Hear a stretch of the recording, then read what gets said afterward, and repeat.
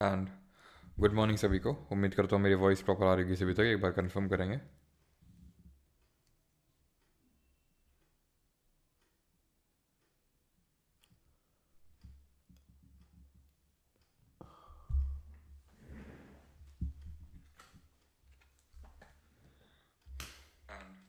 Good. हाँ जी, good morning साहिल, Anjali, man physics.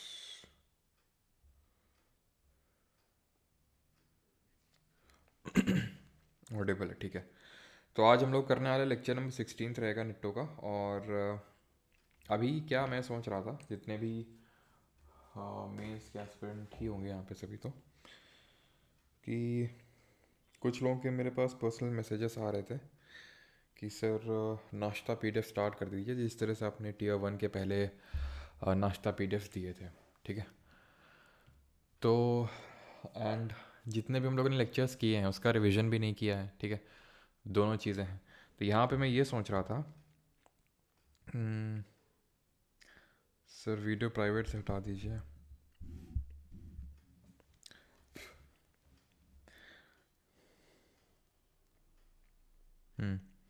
Voice कम है। Voice कम तो यार नहीं होनी चाहिए। आई थिंक प्रॉपर है वॉइस तो। मैं बोल दी मैं रहा हूँ, इस वजह से हो सकता है वो, है ना। क्या वॉइस इंक्रीज रोज का रोना रहता है तुम लोगों का। रोना के पहले कुछ और एक शब्द और लग रहा था। उसको जो है प्रॉपर्टीज, एडवांस प्रॉपर्टीज, सही तो है यार सब कुछ। हम्म भाई देख लो, इससे ज़्यादा हो नहीं पाएगी। और लिखना मतलब ये वॉइस इंक्रीज है ना। वॉइस लो है तो लो ही रहेगी, इतनी रहेगी, इससे ज़्यादा बढ़ नहीं पाएगी वॉइस। ठीक है। तो हम्म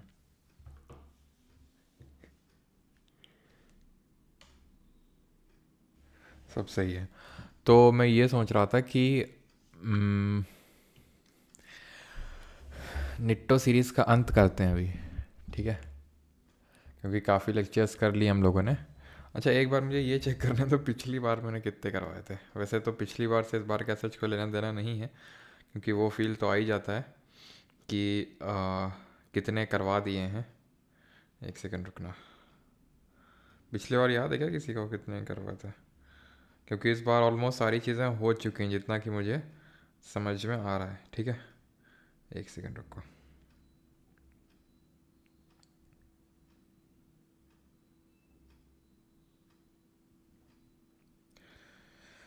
हाँ, अभी फिर मैं आपको बताता हूँ क्या आगे करने वाले हैं, आगे का क्या प्लान है, फिर मैं आपको बताता हूँ। ठीक है। हाँ, तो पिछली बार 15 लेक्चर्स हुए थे। अच्छा ठीक है। और इस बार हम लोग 16वें लेक्चर पे हैं। कोई नहीं। और अभी भी हमारे पास लगभग 1.5 से 2 महीने का वक्त है ना। तो इस वक्त को हम और कैसे प्रोडक्टिवली यूज़ कर सकते हैं वो हम थोड़ा समझ लेते हैं। देखो, एक तो रिवीजन। ठीक है। पहला चीज़ तो रिवीजन है। दूसरा, कुछ नया। हाँ, अब होता ये है कि जैसे फॉर एग्ज़ाम्पल यहाँ पर मैं 20 क्वेश्चन कराऊंगा तो एक लिमिटेशन है, और उस 20 में भी हो सकता है आपको अब तो ऐसा स्टेट आ गया होगा कि मोस्टली लोगों को 14-15 क्वेश्चंस आते होंगे, बस 4-5 का ही खेल रहता है ना। तो उसके लिए आप इतना समय दें। ठीक है। 1 से 1.5 घंटा मैं इतना समय दूं, 1 से 1.5, मतलब अब मुझे तो और ज़्यादा ही समय लगता है ना, क्योंकि क्वेश्चन कौन से रखने हैं, पीपीटी बनाना, ये सारा काम जो होता है तो ये भी तो उसमें इन्वॉल्व होता है। तो ये सारी चीज़ें होती हैं उन 4-5 नए क्वेश्चंस के लिए। तो हम ये कर सकते हैं, या फिर मैं आपके लिए ये कर सकता हूँ कि काइंड ऑफ या तो रिवीजन एक तो रख लें टेलीग्राम पे, जो IRS है, इंटेंस रिवीजन सेशन। ठीक है। वो प्रोडक्टिव होंगे, बिकॉज जो हमने मतलब पढ़ रखा है उसको हम बार बार रिवाइज करेंगे। और काफ़ी चीज़ें तो आपने PY की सीरीज़ FRB में कर रखी हैं। कुछ नया क्या होगा, कुछ नया में जैसे कि जो मैं नाश्ता PDF देता हूँ वो उसमें कुछ नया ही होता है, सारा नया होता है वो। ठीक है। उसमें बहुत कम रिपीटिशंस होते हैं, मतलब होता भी है तो मैं जानबूझ के जो इसलिए उसको डालता हूँ कि भाई ये ज़्यादा इंपॉर्टेंट है तो इसको तो एकदम आपको भूलना ही नहीं, तो इसको मैं फिर से चलो डाल देता हूँ। बाकी उसमें ये रहता है कि मतलब 1 पन्ने का PDF हो गया, फिर मैक्सिमम 2 पन्ने का PDF हो गया, और उसमें सारी नई चीज़ें रहती हैं, जो नई नई चीज़ें। ठीक है। क्योंकि अभी हमारे पास समय है, हम ये नहीं बोल सकते कुछ नया नहीं पढ़ना चाहिए और फिर 1.5 घंटे तक, सॉरी 1.5-2 महीने तक वही राग थोड़ी ना लाते रहेंगे। हैं, गांधी इरविन पैक्ट, वही मोलस्का आर्थ्रोपोडा, वही थोड़ी ना करते रहेंगे। भाई अगर कुछ नया आया है और वो अगर आ गया तो उसके लिए मतलब हमें रेडी रहना चाहिए ना। तो वो नया जो है नाश्ता पीडीएफ से हम लोग कर सकते हैं। तो नाश्ता पीडीएफ देने का मैंने सोचा है अभी से, ठीक है। अब उसका क्या मतलब फ्रीक्वेंसी होगी, सैटरडे संडे को मिलेगा वो तो अपन डिसाइड कर लेंगे। अगर मुझे लगा कि नहीं भाई, हाँ हफ्ते में 2 दिन 3 दिन जैसा रहेगा तो वैसे मैं दे दूंगा, तो ना या फिर डेली जैसा भी देखते हैं, ठीक है। तो नाश्ता पीडीएफ का ठीक है, यूट्यूब पे ही लाइए सर। यस, अच्छा ठीक है। तो यूट्यूब पे रखना है कि उसको टेलीग्राम पे रखना है, ये आप बता देना, ठीक है। सर त्रिपुरा घूमने आइए पृथ्वी चक्रवर्ती, हाँ आएंगे, बिल्कुल आएंगे, ठीक है। तो ये नाश्ता पीडीएफ देना मैं स्टार्ट कर सकता हूँ। एंड तीसरी चीज़ ये है कि जैसे कि अभी मैंने आपको बताया था, अभी रिसेंट में आपका 2 एग्ज़ाम्स हुए हैं, मतलब एक तो CHL मेंस, वो तो एकदम रद्दी टाइप ही मैं बोलूँगा, ठीक है। MTS क्योंकि एक शिफ्ट ही हुई है, CHL में आएगा भी तो कितने 25 क्वेश्चन। MTS में बहुत महीनों एग्ज़ाम चला ये, ठीक है, और ढेरों शिफ्ट्स हुई हैं और ढेरों क्वेश्चन हमें यहाँ से मिलने वाले हैं, ठीक है। तो इनके थ्रू हम रिवीजन करेंगे। इससे होगा ये कि काइंड ऑफ जैसे मैंने पिछली बार 1 शॉट्स करवाए थे CGL मेन से पहले, और वो पहली बार ही 1 शॉट मैंने करवाए थे, ठीक है, जहाँ पर मैंने बायो फिज़िक्स केमिस्ट्री और ये सारे जो सब्जेक्ट्स हैं, हिस्ट्री को छोड़ के वो सारे सब्जेक्ट्स करवाए थे। आई थिंक हिस्ट्री और फिजिक्स नहीं, फिजिक्स भी करवाया था, हिस्ट्री को छोड़ के मैंने सारे सब्जेक्ट्स करवाए थे। अब तो ये कि वो वाले 1 शॉट हैं। इसके पहले अभी CGL प्री से पहले मैंने 1 शॉट करवाए हैं, मैंने कुछ MCQs के 1 शॉट करवा रखे हैं। तो अब तो 1 शॉट की कमी नहीं है, ढेरों पड़े हुए हैं, प्लेलिस्ट में जाकर आप देख सकते हैं उनको, उसकी कमी नहीं है। अब ये है कि हम MTS के जो भी आने वाली है आंसर की, एक इक्का दुक्का दिन में हो सकता है आज ही आ जाए, मतलब इक्का दुक्का दिन में 2-3 दिन में मैक्सिमम आ जाएगी आपकी जो ये MTS की आंसर की है। तो उसमें मैं ये करने वाला हूँ कि एक तो पहला बात तो ये है कि मैं आपको पूरा कंपाइलेशन बना के देने वाला हूँ। कैसे कंपाइलेशन होगा ये? कंपाइलेशन इस तरह का होगा जैसे कि पॉलिटी के सारे क्वेश्चंस, ज्योग्राफी के सारे क्वेश्चंस, हिस्ट्री के सारे question, bio physics chemistry economics, static के भी तक यहाँ तक मैं आपको दे दूँगा, लेकिन स्टैटिक का भी मत आप पढ़ना। लेकिन जो मैं बाकी सब्जेक्ट्स की बात कर रहा हूँ तो इसमें टाइम लगेगा। अब टाइम इतना भी नहीं लगेगा कि भाई महीनों लग जाएंगे बनाने में, लेकिन मैं कोशिश करूँगा कि भाई इसको जल्द से जल्द बना के मैं आपको दे दूँ, ठीक है। और उसको हम लोग यूट्यूब पे कर लेंगे। वो हमारे लिए काइंड ऑफ 1 शॉट आप मान लो या फिर जो भी मान लो, वो हमारा पूरा रिवीजन हो जाएगा। तो निट्टो को ना करके अभी जितना निट्टो में करना था हमने कर लिया, जितनी टेक्निक वगैरह सीखनी थी वो हमने सीख ली हैं। मेन हमारा काम है कि कुछ नया और एक बार सारा पूरा सब्जेक्ट का रिवीजन हो जाए एक बार मेन से पहले। तो वो मैं MTS के क्वेश्चंस के थ्रू सोच रहा हूँ करवाने के लिए, जो MTS में। और ये मत सोचना MTS सर हम तो CGL के हैं और वो भी Tier 2 में मेन से बैठने जा रहे हैं। कई बार बता चुके हैं, दोबारा मत बोलना इस बात को लेके कि ये MTS और हम तो CGL Tier 2 ये सब, ठीक है। क्योंकि मैं भी इतना बेवकूफ़ नहीं हूँ कि मतलब करवाना तो है मुझे, तो फिर मैं क्यों MTS से करवाऊँगा, कुछ तो कारण होगा, ठीक है। तो पॉलिटी, ज्योग्राफी, हिस्ट्री, पॉलिटी, ये सारे जो है इसके थ्रू हम पूरा सब्जेक्ट रिवाइज कर लेंगे। नए क्वेश्चंस होंगे एकदम लेटेस्ट, तो वो भी हमारे सारे हो जाएंगे, ठीक है। ये कैसा है, सही है? कुछ मतलब वही नहीं है, हैं SSC GD के लिए कुछ कराइए, क्या करवा दें कुछ, हैं ऐसे कुछ करवाइए, इतना सा पढ़ो कुछ करवाइए। What could be cut off for CHSL sir? भाई जो मैं पूछ रहा हूँ थोड़ा उसका बारे में बता दो, हैं यहाँ लगा हुआ है आदमी कुछ बताने में अलग ही चल रहा है कमेंट सेक्शन में, तुम लोग एकदम निराश कर देते हो एकदम। हाँ, टेलीग्राम पे हुआ तो विवाद हो जाएगा, तो विवाद ही तो चाहते हैं हमारे, विवाद का एक अलग ही मज़ा होता है, तो फिर तो टेलीग्राम पे ही होगा, ठीक है। बाकी तुम लोग से क्या ही पूछना करो, सवाल करो तुम लोग। Which of the following was compose by Harishena? निम्नलिखित में से किसकी रचना हरी सेन ने करी थी, बताओ। दौर करवा दीजिए, क्या दौर करवा दीजिए।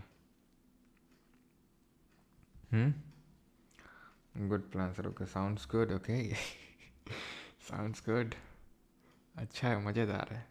मज़े मतलब ज़्यादा सर, आप कराइए, हम आपके साथ हैं, बस यही तो सुनना था। मस्त प्लान गुरुजी, नाश्ता ऑल्टरनेट दे दीजिएगा प्लीज़, ठीक है। हाँ, एक दिन इंटरमीडिएट फास्टिंग करेंगे हम लोग और एक दिन नाश्ता, चलो। तो अब देखो हरी सेन कर चुके हैं यार, ठीक है। मुझे भी बोरियत लगती है, आपको जैसे लगती है क्या? तो हरी सेन अब नासिक इंस्क्रिप्शन है गौतमी बलसारी का। तो गौतमी बलसारी से कुछ याद आ रहा है, रिकॉल करो कुछ भी, कौन सी डायनेस्टी के कौन से रूलर आपको रिकॉल हो रहे हैं? तो आंसर तो यहाँ पर सभी को पता है, प्रयाग प्रशस्ति होगा। प्रशस्ति का मतलब होता है प्रशंसा। Samudragupta, Samudragupta Napoleon of India. क्यों, किसने बोला था? वी ए स्मिथ ने, ठीक है, विंस्टन आर्थर स्मिथ ने, प्रयाग प्रशस्ति देखने के बाद कि वो इतने सारे बैटल्स लड़े और एक भी नहीं आ रहे।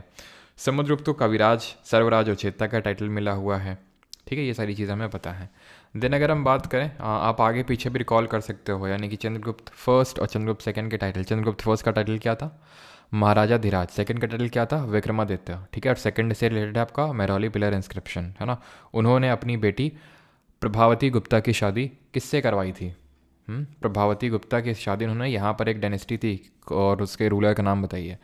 देवपारा, प्रशस्ति और विजय सेना। सेना एक डायनेस्टी थी जो बंगाल में रूल कर रही थी, ठीक है, तो उसके रूलर थे और उनकी प्रशस्ति थी। हाथी गुम्फा इंस्क्रिप्शन ऑफ खरावेला, एक रूलर थे, कलिंग के राजा थे, ठीक है, कलिंग में ये डायनेस्टी थी खरावेला, उसी से एसोसिएटेड थे हाथी गुम्फा इंस्क्रिप्शन। और ये कलिंग डायनेस्टी के बारे में काफ़ी इंपॉर्टेंट चीज़ें बताता है हमें, ठीक है। नासिक इंस्क्रिप्शन की अगर बात करेंगे तो गौतमी पुत्र बलसारी जो थी वो मदर थी किसकी? She was the mother of Gautami पुत्र सतकर्णी। अब गौतमी पुत्र सतकर्णी के बारे में क्या पता होना चाहिए? गौतमी पुत्र सतकर्णी किस डायनेस्टी से थे? ये सातवाना से, ठीक है, सातवाना डायनेस्टी से थे। सिमुक सातवाना इसके फाउंडर थे। सबसे पावरफुल रूलर गौतमी पुत्र सतकर्णी थे। इन्होंने लेड के बने हुए कॉइन, सीसा जो जिसको हिंदी में बोलते हैं, उसके बने हुए कॉइन्स को इन्होंने इंट्रोड्यूस किया था। इतनी चीज़ क्लियर है। और बाकी जरा बताएंगे कि जो ऐहोल पिलर इंस्क्रिप्शन है वो किससे एसोसिएटेड है? जो ऐहोल पिलर इंस्क्रिप्शन है वो किससे एसोसिएटेड है? तो यहाँ पर जो सही आंसर होगा, यहाँ पर आपकी थी वर्कर एंड टर्कर, ठीक है। इस डायनेस्टी के रूलर कौन थे? रुद्रसेन दी सेकेंड, ठीक है। यहीं पे थी एक मैत्रक। अब ये तो क्योंकि वाका डाका ये these were the contemporaries of the Gupta's, मतलब जिस समय गुप्ता थे उस समय ये थे। गुप्ता के बाद आए थे यहाँ पर कौन? जो मैं भी क्या नाम लिया आपका, मैत्रक, ठीक है, मैत्रक यहाँ पर आए थे। ये चीज़ ध्यान रखिएगा।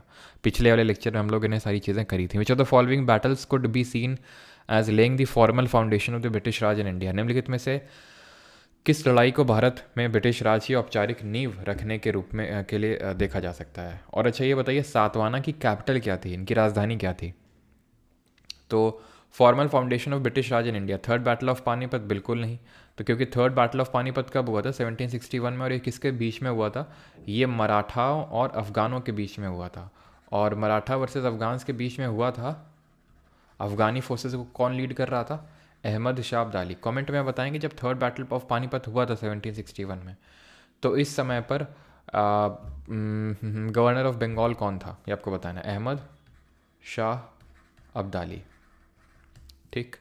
अगर हम बात करें बैटल ऑफ प्लासी की, तो ये 1757 1757 में होता है। और इसी ने ही जो है फॉर्मल फाउंडेशन रखा था ब्रिटिश राज का इंडिया में। अब ये जो बैटल है 1757 में जो लड़ा जाता है, बैटल ऑफ प्लासी, किसके बीच में लड़ा जाता है? तो यहाँ पर ब्रिटिशर्स थे एक साइड में, तो ठीक है, एक साइड में तो ब्रिटिशर्स थे और दूसरी साइड में कौन था? सिराजुद्दौला, ठीक है। हाँ, पैठान या फिर प्रतिष्ठान कैपिटल थी, बिल्कुल सही है, ठीक है। तो सिराजुद्दौला ये था। अब ब्रिटिश फोर्सेस को कौन लीड कर रहा था? रॉबर्ट क्लाइव लीड कर रहा था। और यहाँ पर जीत हुई थी ब्रिटिशर्स की। इसके बाद तुरंत बाद 1764 में 1764 में होता है बैटल ऑफ बक्सर। और इस बैटल में अगेन एक साइड तो होते हैं ब्रिटिशर्स और दूसरी साइड कौन होते हैं? 3 लोग होते हैं। एक तो होता है Mir Qasim, Shujauddaula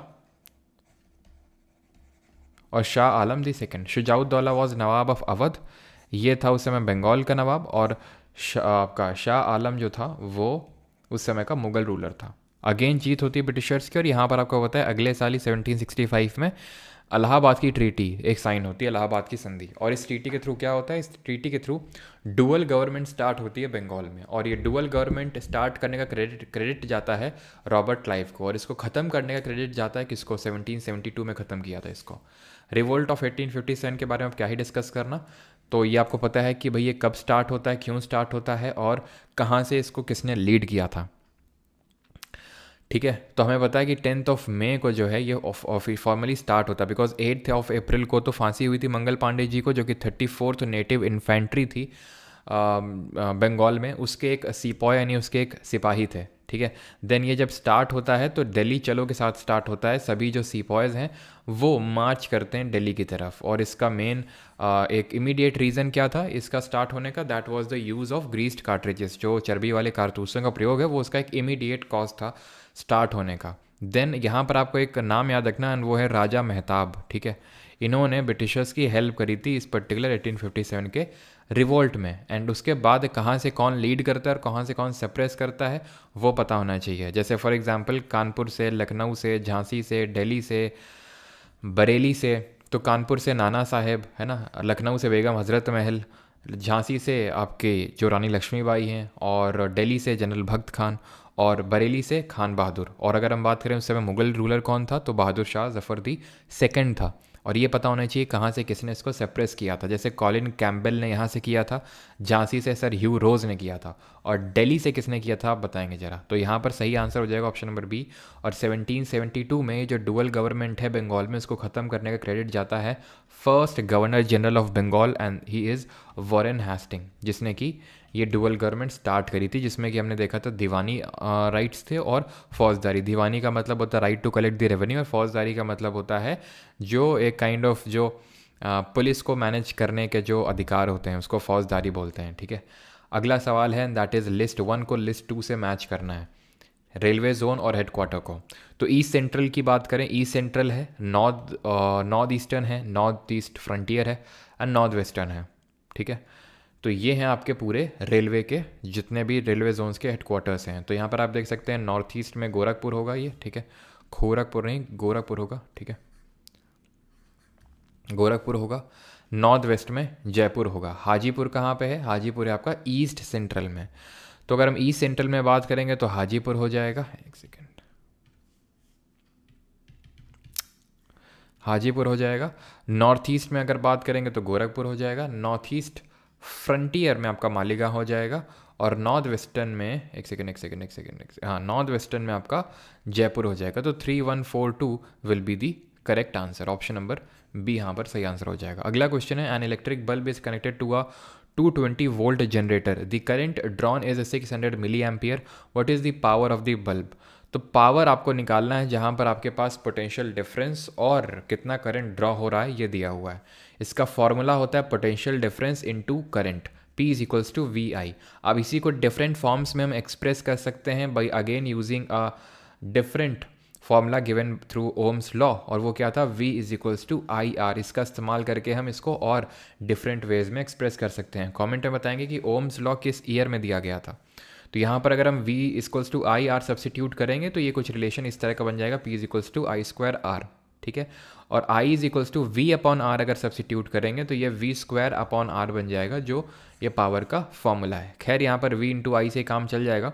220 volt potential difference है और 600 मिली एम्पियर। अब 600 मिली एम्पियर है, मिली एम्पियर को एम्पियर में कन्वर्ट करना रहेगा। अगर हमें इसका SI यूनिट में आंसर चाहिए, पावर की जो SI यूनिट है, तो 1000 से डिवाइड करेंगे, 3 जीरो ऊपर है, आंसर हो जाएगा 132 वाट।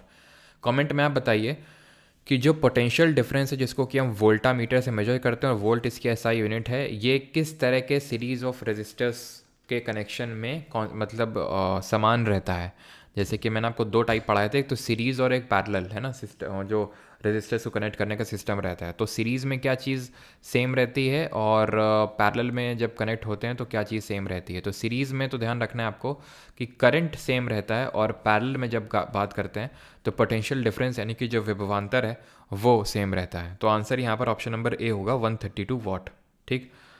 क्वेश्चन मैंने यहाँ पर क्या पूछा था, मैं खुद ही भूल गया अभी क्वेश्चन क्या पूछा था मैंने यहाँ पे। कि ओम्स लॉ कब दिया गया था, तो 1827 में ओम्स लॉ दिया गया था, और 1820 में magnetic effect of electric current दिया गया था बाय हंस क्रिस्टियन ऑस्टेड। और heating effect of electric current किसने दिया था जरा बताएंगे। When the pitch of the sound increases which of the following increases, जब ध्वनि की पिच बढ़ती है तो निम्नलिखित में से क्या बढ़ता है, उसकी इंटेंसिटी, लाउडनेस, वेवलेंथ या फिर फ्रीक्वेंसी। पिच जब बढ़ती है तो क्या चीज़ बढ़ता है उसका, ध्वनि की पिच बढ़ती है तो निम्नलिखित में इंटेंसिटी बढ़ती है, लाउडनेस बढ़ती है, वेवलेंथ या फिर फ्रीक्वेंसी। तीव्रता, प्रबलता, वेवलेंथ या फिर आवृत्ति। वेवलेंथ को हिंदी में तरंग दैर्घ्य बोलते हैं। तो यहाँ पर अगर हम बात करेंगे, अगर पिच इंक्रीज़ होगी साउंड की, पिच का मतलब क्या हो रहा है कि नंबर ऑफ वाइब्रेशंस पर सेकंड इंक्रीज़ हो रहे हैं, और नंबर ऑफ वाइब्रेशंस पर सेकंड को फ्रीक्वेंसी यानी कि आवृत्ति बोलते हैं, जो कि फीमेल्स की वॉइस की ज़्यादा होती है पिच और मेल की कम होती है। मेल की वॉइस की क्या ज़्यादा होती है, एम्पलीट्यूड ज़्यादा होता है, और एम्पलीट्यूड जो है वो डिटरमाइन करता है लाउडनेस को। ठीक है, तो लाउडनेस कैसे डिटरमाइन होती है, एम्पलीट्यूड से। ठीक है, एम्पलीट्यूड क्या होता है, जैसे फॉर एग्जांपल ये वेव है, तो ये चीज़ को, ये जो उठा हुआ भाग है, ये वाला जो पार्ट है, इसको एम्पलीट्यूड बोलते हैं। और एक सेकंड में कितने वाइब्रेशन, कितनी बार ये मतलब लूप बन रहा है, that is called as frequency. Frequency की एसआई यूनिट आपको पता है, it is hertz. Second inverse भी इसको इस तरह से रिप्रेजेंट करते हैं। एंड ये चीज़ आपको पता होना चाहिए, ज़रा कमेंट में बताएंगे कि जो साउंड होती है किस तरह की वेव होती है, और क्या इसको हम पोलराइज कर सकते हैं साउंड वेव को, या फिर नहीं कर सकते हैं। और साउंड की स्पीड मैंने आपको मैक्सिमम किस में बताई थी, ये भी ज़रा कमेंट में बताएंगे।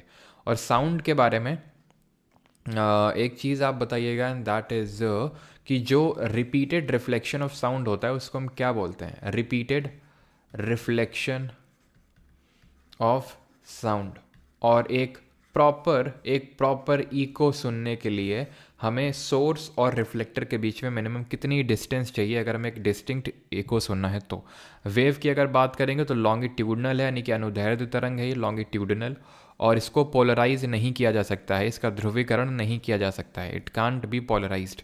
साउंड वेव की अगर बात करेंगे तो ये क्या, हाँ, एल्यूमिनियम में इसकी स्पीड सबसे तेज़ होती है, स्टील से भी ज़्यादा इसकी स्पीड एल्यूमिनियम में होती है। ठीक है, और ये हमें पता होगा इतना तो सभी को कि वैक्यूम में यानी कि निर्वात में ट्रैवल नहीं कर सकती है। रिपीटेड रिफ्लेक्शन ऑफ साउंड को रिवर्बरेशन बोलते हैं।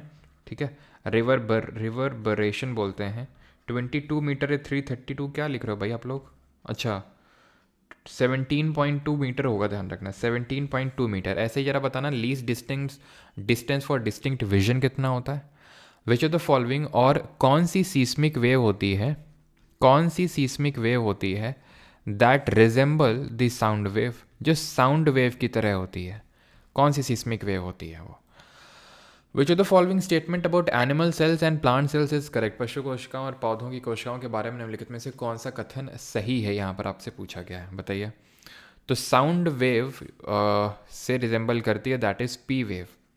ठीक है, पी वेव भी आपकी लॉन्गिट्यूडनल होती है, और अगर इसकी बात करें तो इसका भी स्पीड सॉलिड में सबसे ज़्यादा होता है, देन लिक्विड में, देन गैस में। जिस तरह हमारी साउंड वेव का स्पीड का रेशियो भी कुछ यही होता है, सॉलिड में सबसे ज़्यादा, देन लिक्विड, देन गैस।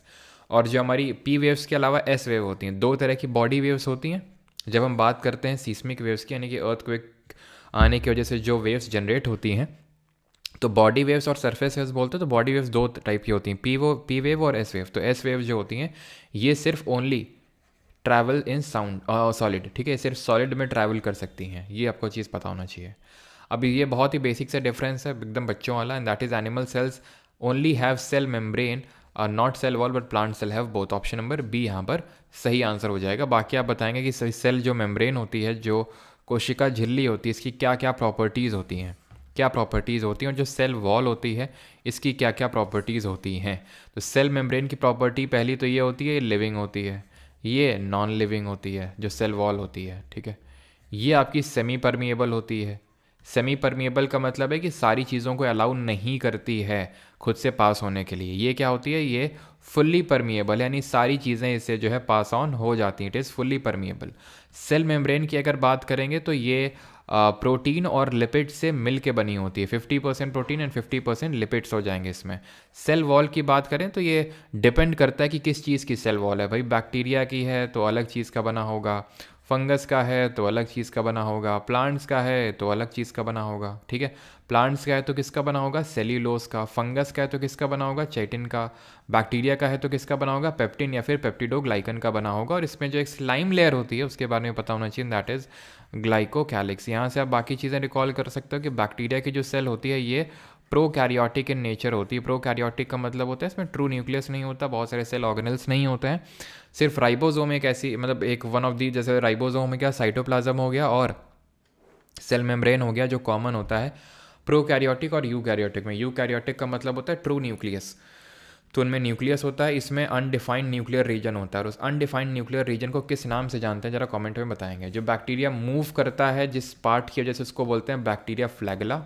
ठीक है, जो इसका एक अपेंडेज होता है जिसके ऐसे मूव करता है। बैक्टीरिया फ्लैगेला के 3 पार्ट होते हैं, you should know them, and that are की एक तो ये हमारा बेजल बॉडी होता है, ठीक है, ये बेजल बॉडी होता है। देन बेजल बॉडी के बाद यहाँ पर आपको हुक देखने को मिलता है, ठीक है, हुक बोलते हैं। एंड इसके नीचे जो पीछे जो लगा होता है, मैं ढंग से फिगर बना नहीं पा रहा हूँ, मतलब थोड़ा बहुत समझाने के लिए है, ठीक है। ये बेजल बॉडी हो गया, ये आपका हुक हो गया, और ये आपका फिलामेंट हो गया। 3 पार्ट होते हैं, ये चीज़ बस घुमा फिरा के ध्यान रखना है कि बैक्टीरिया फ्लैगेला के 3 पार्ट होते हैं, एक तो बेजल बॉडी, हुक एंड तीसरा फिलामेंट। उसको हम क्या बोलते हैं, न्यूक्लियोइड बोलते हैं, ठीक है। न्यूक्लियोलस नहीं बोलते हैं पीयूष कुमार, न्यूक्लियोलस तो न्यूक्लियस के अंदर वो पार्ट होता है जो किस में इन्वॉल्व होता है, राइबोजेनेसिस में इन्वॉल्व होता है, राइबोसोम के फॉर्मेशन में इन्वॉल्व होता है। राइबोसोम्स की खोज किसने करी थी, जॉर्ज ई पैलेड ने करी थी, ठीक है। और राइबोसोम की जगह क्या होते हैं, जो हमारा एक न्यूरॉन होता है, जो नर्व सेल में एक जो बेसिक फंक्शनल यूनिट होती है हमारे ये पूरा जो नर्वस सिस्टम होता है उसमें न्यूरॉन होता है, तो उसमें राइबोसोम की जगह क्या होते हैं जरा बताएंगे। वो उसको न्यूक्लियोइड बोलते हैं, जो अनडिफाइंड न्यूक्लियर रीजन होता है। न्यूक्लियोलस आपका राइबो न्यूक्लियस के अंदर होता है, जो राइबोजेनेसिस में इन्वॉल्व होता है। विच of the following historical event, इनको क्रोनोलॉजिकल ऑर्डर में लगाना है आपको, लगाइए जल्दी से। Come with me, I will take you somewhere nice. Okay, where you will take nice? One slap and you गिरिंग and moving from here. जल्दी से निकल लो यहाँ से। Consider the following historical events. गांधीर इम्पैक्ट तो कब कौन हुआ था, तो गांधीर इम्पैक्ट 1931, ठीक है। सेकेंड राउंड टेबल कॉन्फ्रेंस, ये भी 1931। Peasant movement in Bardoli 1928 and peasant movement in Kheda 1918। B, ठीक है। हाँ चलो सर, आपके हिंदी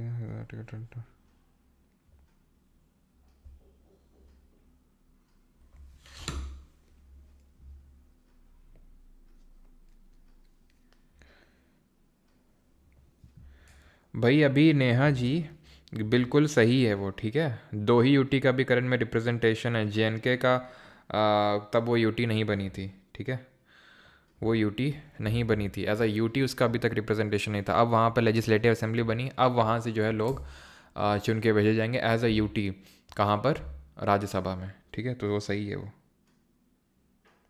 चलो तो यहाँ पर सही आंसर क्या होगा, सही आंसर होगा यहाँ पे 4 पहले आएगा, ठीक है, peasant movement in Kheda.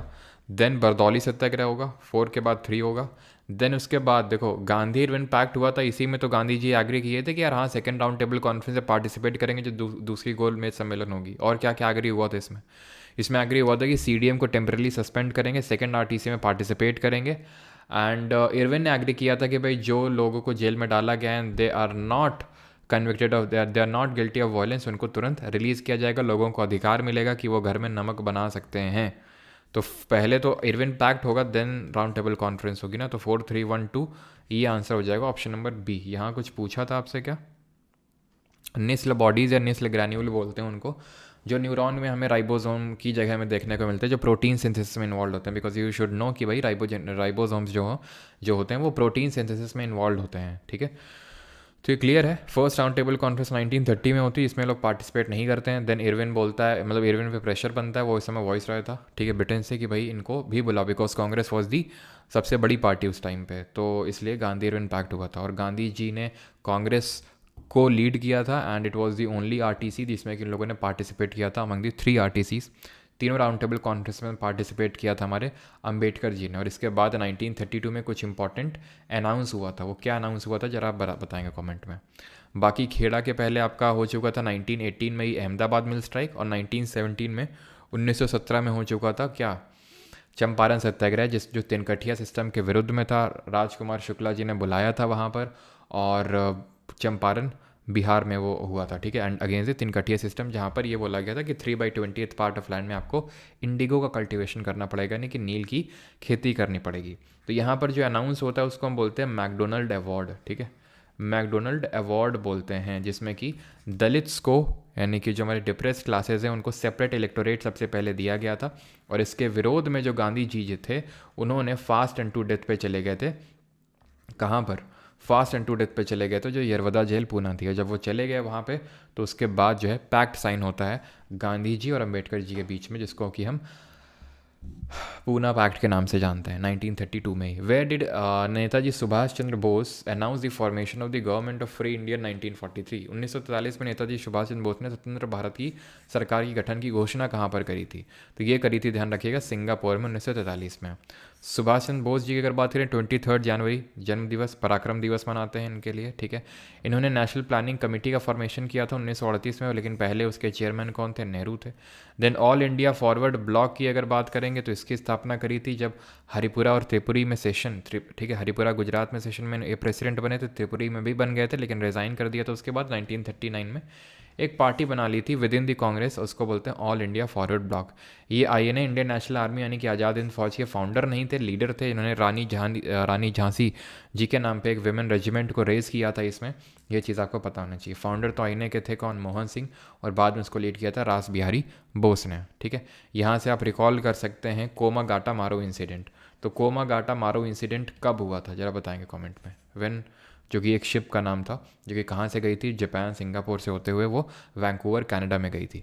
A DC generator works on the principle of, एक जो डीसी जनरेटर है वो किसके सिद्धांत पर काम करता है? Ohm's law, joules law of heating, Faraday's law of electromagnetic induction, या फिर नन ऑफ दी अबव?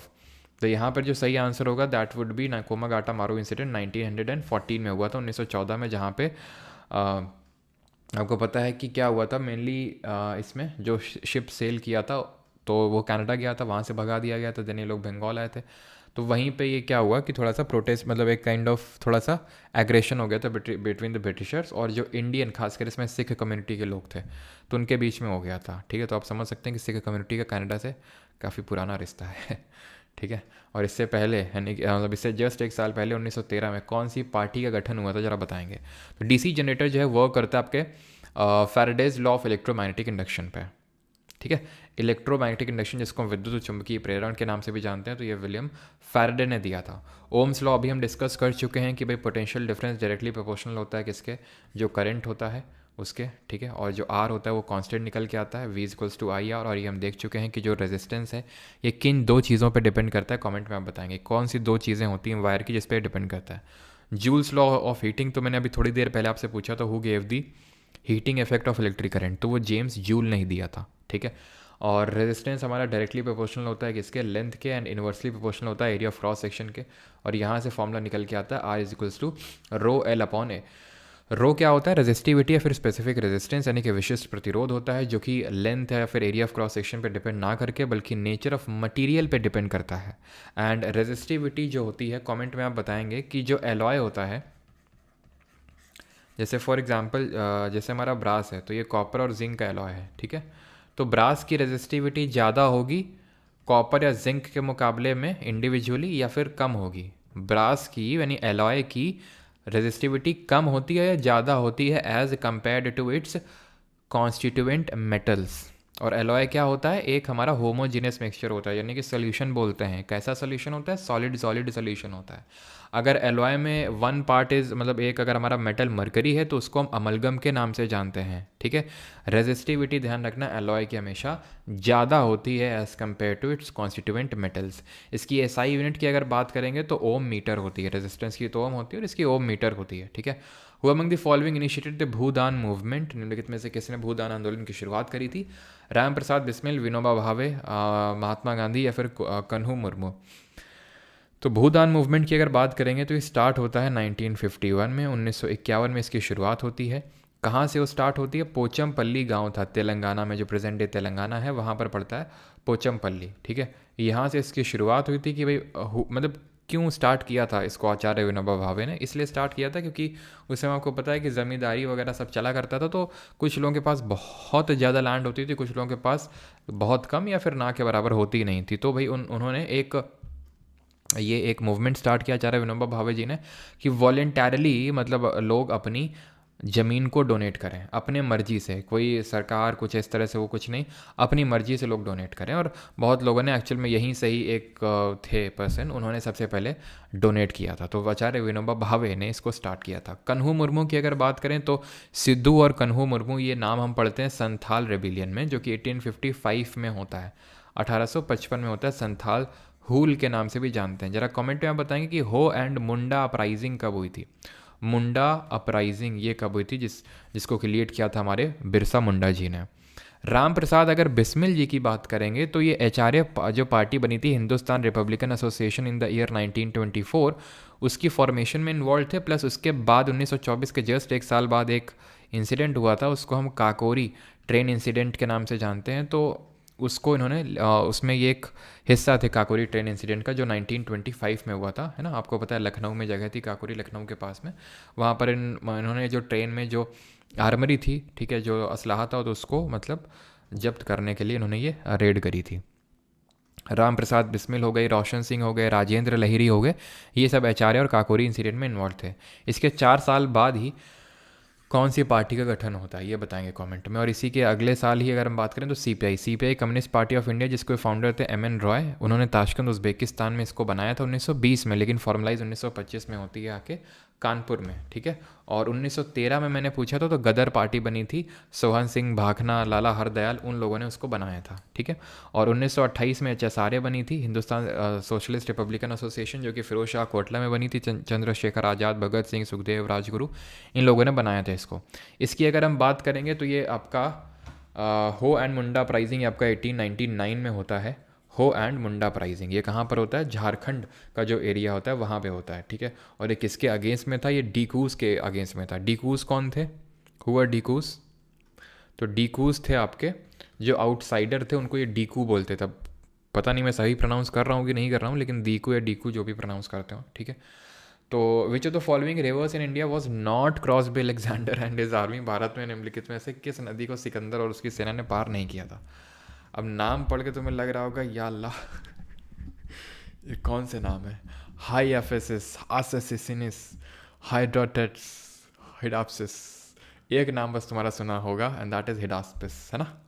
बाकी जो हिफासिस है, एसिसनिस है और हाइड्राट्स है, ये जो है प्रोनाउंस करने में भी नहीं आ रही ये कौन सी नदी है तो ये जो है आपकी ये है रावी रिवर ठीक है, ये चिनाब है, ये ब्यास है और ये झेलम है, ठीक है। तो हम वैदिक नाम तो पढ़ते हैं इनके, वेदों में क्या नाम लिखे हुए थे, लेकिन ये एक्चुअल में ग्रीक नेम्स हैं इनके। तो अगर हम बात करें तो बैटल ऑफ हिडास्पिस लड़ा था इसने 326 BC में, ठीक है। अलेक्जेंडर ने किसके अगेंस्ट लड़ा था, पोरस के अगेंस्ट लड़ा था। और इसमें जीत किसकी हुई थी, अलेक्जेंडर की हुई थी। लेकिन पोरस माना जाता है कि इतना ब्रेवली इन्होंने लड़ा था कि भाई अलेक्जेंडर ने इनको अपना पूरा टेरिटरी वापस करके चले गए थे, क्योंकि इनकी जो अलेक्जेंडर की जो आर्मी थी वो भी थक चुकी थी कि अब हम आगे नहीं बढ़ पाएंगे। तो not crossed by Alexander is in his army, तो ये क्रॉस नहीं कर पाए थे जो ब्यास थी, ठीक है। इंडस, ठीक है, झेलम आती है यहाँ से, देन चनाब आती है, रावी आती है, ब्यास आती है और सतलज आती है, ठीक है। हमने पिछले लेक्चर में पढ़ा था कि कौन सी ऐसी रिवर है ना, ट्रिब्यूटरी है इंडस की, जो उसको सीधे ज्वाइन करती है। जैसे ये क्या है ना, ये ऊपर की झेलम, चनाब, रावी, ब्यास, ये पहले एक साथ मिलती हैं तब इंडस को ज्वाइन करती हैं, ठीक है। ये क्या करती है, सीधा इंडस को ज्वाइन करती है, सतलज। और जो ब्यास होती है, ब्यास जो होती है, ब्यास सतलज को मिल जाती है हरिके नाम की जो जगह है, कहाँ पर, पंजाब में। बाकी हमें पुराने नाम भी पता, मतलब वैदिक नाम भी पता होने चाहिए। ब्यास का बिपासा है, चेनाब का अस्किनी है, रावी का पुरुषनी है और झेलम का अस्किनी है। अब पता नहीं ये नाम पूछे कि नहीं, उतना इंपॉर्टेंट तो नहीं है, लेकिन फिर भी अगर पूछ ले तो जैसे कि हम पुरुषनी याद करते हैं र, और रा से रावी, वैसे आप यहाँ पर देखिए रा कहाँ पे आ रहा, हाइड्रॉट्स, ठीक है, रा से रावी। और हिडास्पिस तो आपको पता ही यार, झेलम के बैंक्स पे बैटल लड़ा गया था, तो उसको तो क्रॉस कर ही लिया होगा उसने। ब्यास सही आंसर होगा, ठीक है। क्लियर है, आगे बढ़े। 12th number, eight which among the following Harappan sites, और कमेंट में बताएंगे उस टाइम पे मगध में कौन रूल कर रहा था, who was ruling at that time, जब अलेक्जेंडर ने इन्वेड किया था उस टाइम पे मगध में कौन रूल कर रहा था, ये आप बताएंगे। तो मगध में उस समय रूल कर रहा था नंद डायनेस्टी का आखिरी शासक था, उसका नाम था धनानंद। और उसको लगा हुआ, देखा डर के भाग गया कि नहीं अलेक्जेंडर हमसे, तो धनानंदा जो है उस टाइम पर रूल कर रहे थे। इनको हराया था किसने, चंद्रगुप्त मौर्य ने, है ना। तो ये नंद डायनेस्टी के आखिरी रूलर थे, कौन, धनानंद। चंद्रगुप्त मौर्य ने इनको हरा दिया था। एंड यू शुड नो कि भाई अलेक्जेंडर का ही एक मिलिट्री कमांडर था जिसको हम जानते हैं किस नाम से, यहाँ पर उसने अपना एक सेलिसिड डायनेस्टी बनाई थी, उसको हम बोलते हैं सेलिकस निकेटर। और सेलिकस निकेटर ने ही भेजा था मेगास्थनीज को चंद्रगुप्त मौर्य कोर्ट में, जिसने कि इंडिका लिखी थी और जिसने कि ये बोला था कि 7 वर्णों में इंडियन सोसाइटी डिवाइडेड है, जो कि गलत था क्योंकि 4 वर्णों में डिवाइडेड थी, उसको बेचारे को पता नहीं था। सेलिकस निकेटर को भी चंद्रगुप्त मौर्य हराते हैं और इनकी बेटी जिनका नाम हेलिना था उससे भी शादी कर लेते हैं, ठीक है। एंड वो पता होना चाहिए, चंद्रगुप्त मौर्य दिन साउथ इंडिया में जाते हैं, भद्रबाहु के साथ सल्ले खाना परफॉर्म करते हैं, सारी चीज़ें, ठीक है। आगे बढ़ते हैं। विच ऑफ द फॉलोइंग, ये आई होप सबको ही पता होगा, ऐसा नहीं कि सर हमें कैसे पता होगा, है ना। तो PYQ सीरीज़ FRB जो भी आपने पढ़ा उसको रिवाइज करते रहिएगा, ठीक है। अभी आपने देखा CHSL का पेपर हुआ है, करंट अफेयर को 2 क्वेश्चन छोड़ दिए जाएँ, 2 जितने भी 2 या फिर 3 आए हैं, कोई क्वेश्चन बाहर नहीं गया, not even a single question, चाहे वो FRB किए हों चाहे PYQ सीरीज, जो भी ढंग से, लेकिन ढंग से उसको रेपिटेशंस के साथ करना है। Which among the following Harappan sites are fire altar found. Fire altar का मतलब है आग की जो वेदियाँ होती हैं, आपने देखी ना आग की वेदी जो हवन टाइप जिसमें होता है, तो ये कालीबंगान, हड़प्पा, मोहनजोदड़ो, फिर राखीगढ़ी। तो ये देखने को मिली है कहाँ पे, कालीबंगान में। ऑप्शन नंबर ए सही आंसर होगा। कालीबंगान कहाँ पड़ता है, ये राजस्थान में पड़ता है, और यहीं पे ही जुता हुआ खेत यानी प्लॉड फील्ड वगैरह भी देखने को मिली है कालीबंगान। और यहीं पे इसका नाम कैसे पड़ा, बिकॉज यहाँ पे काले काले और बैंगल्स मिले, ठीक है, ब्लैक बैंगल्स यहाँ पर देखने को मिले। हड़प्पा तो आप जानते ही हैं कि सबसे पहले साइट डिस्कवर हुई थी, इसीलिए इस पूरे सिविलाइजेशन का नाम हड़प्पन सिविलाइजेशन पड़ गया। दयाराम साहनी ने 1921 में इसकी खोज करी थी। यहाँ पर आपको ग्रैनरीज 6 ग्रैनरीज इन रोज मिलती हैं, ठीक है, 6 ग्रैनरीज इन ईच रो, ठीक है, जैसे कि ऐसे 6 ग्रैनरीज इस साइड, 6 ग्रैनरीज इस साइड, इन ईच रो। और इसका जो प्लेटफॉर्म था with circular brick platform, circular brick platform के साथ हमें ये देखने को मिलता है। मोहनजोदारो में बात करें तो ग्रेट ग्रैंडरी, इसमें एक ही ग्रैंडरी तो बहुत बड़ी थी, ठीक है, ग्रेट ग्रैंडरी, ग्रेट बात देखने को मिलता है। डांसिंग गर्ल का स्टैच्यू मिलता है, ठीक है, मेलोनी जी, बियर्डेड मैन मोदी जी ठीक है। और जो हमारी मदर गॉडेस अर्थ थी उनका एक टेराकोटा, बाकी तो सबका स्टेटाइट का बना हुआ था, बाकी टेराकोटा का बना हुआ था, जो गॉडेस अर्थ जिनके वूम से, ठीक है, एक पेड़ निकल रहा है, तो वो यहाँ पे देखने को मिला था। प्लस प्रोटो शिवा पशुपति की सील मिली थी, और पशुपति सील में आपका बफेलो, ठीक है, और एलिफेंट, टाइगर और डियर, ये हमें एनिमल्स देखने को मिलते हैं। Mohenjodaro was the largest site, और 1922 में इसको RD यानी राखल दास बनर्जी जी ने इसको खोजा था। ये आपका रावी नदी किनारे और ये इंडस नदी किनारे जो है मोहनजोदारो था, ठीक है। मोहनजोदारो का पाकिस्तान में, हड़प्पा भी पाकिस्तान में। मोहनजोदारो के पास ही आपको कोट दीजी देखने को मिलता है, क्या, कोट दीजी, ठीक है, ये आपको देखने को मिलेगा मोहनजोदारो के पास में ही। राखीगढ़ी की अगर बात करेंगे तो ये हरियाणा में, ठीक है, और इंडिया में सबसे बड़ी ये साइट है इंडस वाली सिविलाइजेशन की।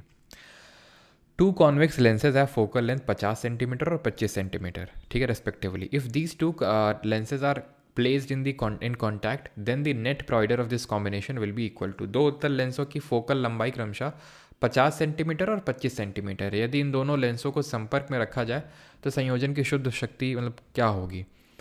तो भाई पावर का फॉर्मूला क्या होता है, पावर का फॉर्मूला होता है 1/फोकल लेंथ, ठीक है, 1/फोकल लेंथ होता है।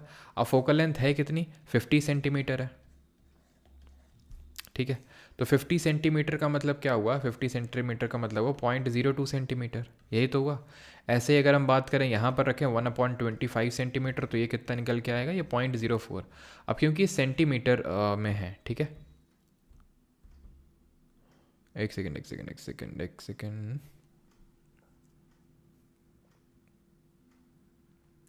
2 convex lenses of focal length 50 centimetre,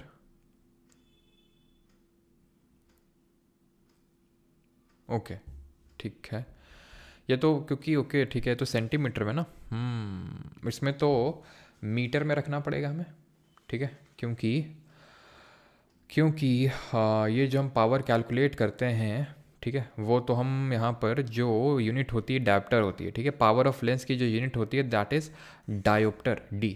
और वो किस तरह से निकलती है, वो जो 1/फोकल लेंथ यहाँ पर रखते हैं तो दैट इज़ इन मीटर्स, ठीक है।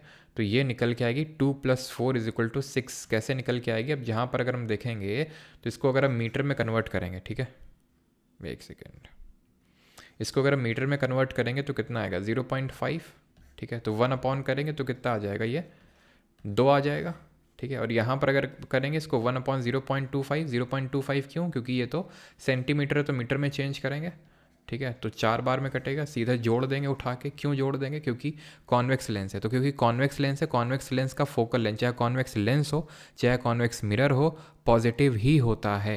क्या? Focal length. और चाहे कॉनकेव लेंस हो चाहे कॉनकेव मिरर हो, फोकल लेंथ हमेशा नेगेटिव ही होता है। कॉन्वेक्स लेंस के यूजेस, कॉनकेव लेंस के यूजेस सब कुछ हम पहले ही पढ़ चुके हैं। ठीक है, आगे बढ़ते हैं।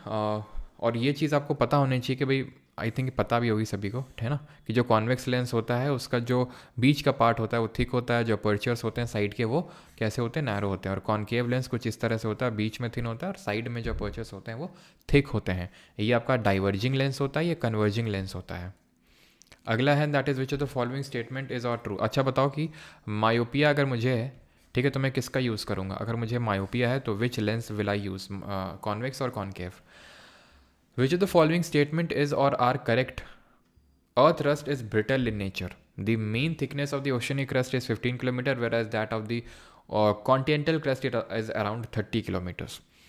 तो यहाँ पर मायोपिया के लिए I will go for the concave lens. ठीक है, कॉनकेव लेंस, क्योंकि मायोपिया में क्या हो जाता है, जो हमारी आई का लेंस होता है वो थोड़ा सा मोटा हो जाता है, यानी कि उसकी पावर बढ़ जाती है। तो क्योंकि पावर बढ़ गई तो हमें एक डाइवर्जिंग लेंस का यूज़ करना पड़ेगा, and that would be concave lens would be use in myopia, which is also known as what?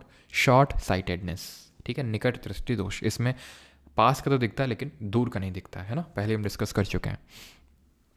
अच्छा, कमेंट बताओ कौन सी तरह की जो मसल्स होती हैं, कौन सी तरह की मसल्स मैंने आपको बताई थी जो हमारे जो शेप और साइज़ जो होता है लेंस का उसको कंट्रोल करती हैं? अर्थ की क्रस्ट ब्रिटल नेचर की होती है, सही है। और मीन थिकनेस की अगर हम बात करेंगे तो oceanic crust it is thinner.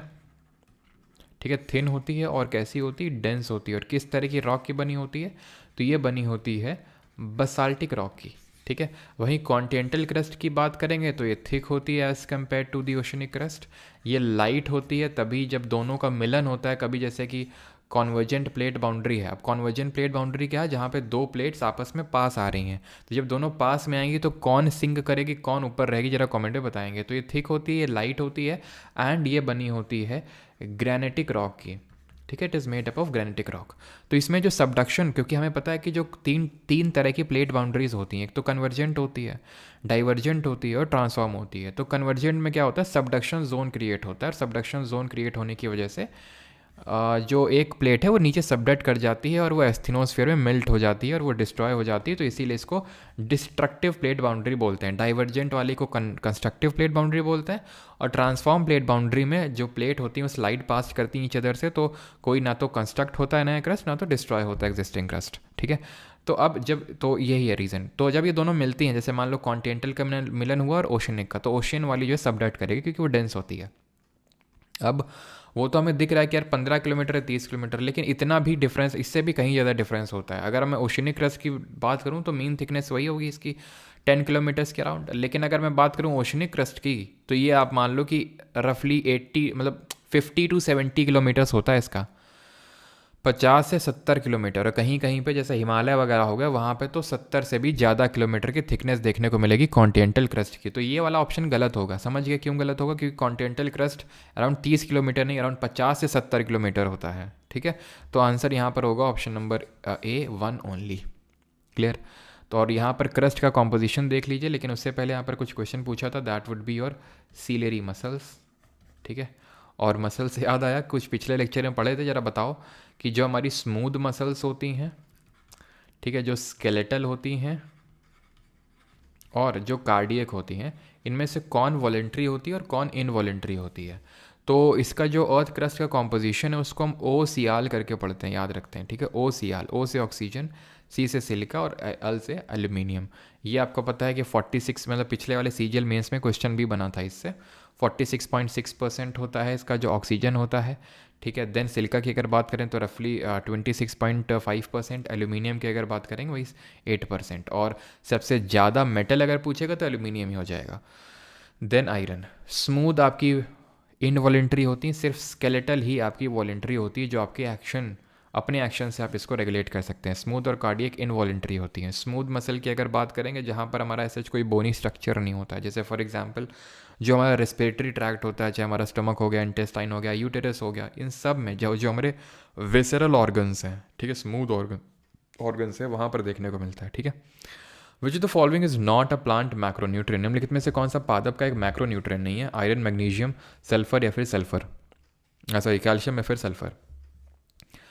तो जिस तरह हमारे ह्यूमन बॉडी के लिए आपके कुछ मैक्रोन्यूट्रिएंट और कुछ माइक्रोन्यूट्रिएंट होते हैं, जैसे कि जब हम मैक्रो की बात करते हैं ह्यूमंस में तो क्या होते हैं? कार्बोहाइड्रेट्स होते हैं, ठीक है, फैट होता है, प्रोटीन होता है, ये हम पहले ही डिस्कस कर चुके हैं। और बाकी जो हमारे वाइटामिन्स एंड मिनरल्स होते हैं वो माइक्रोन्यूट्रिएंट्स के तौर पे बिहेव करते हैं। प्लांट मैक्रोन्यूट्रिएंट में होते हैं हमारे एन, पी, के, ये तो पता होगा आपको, nitrogen, phosphorus and potassium.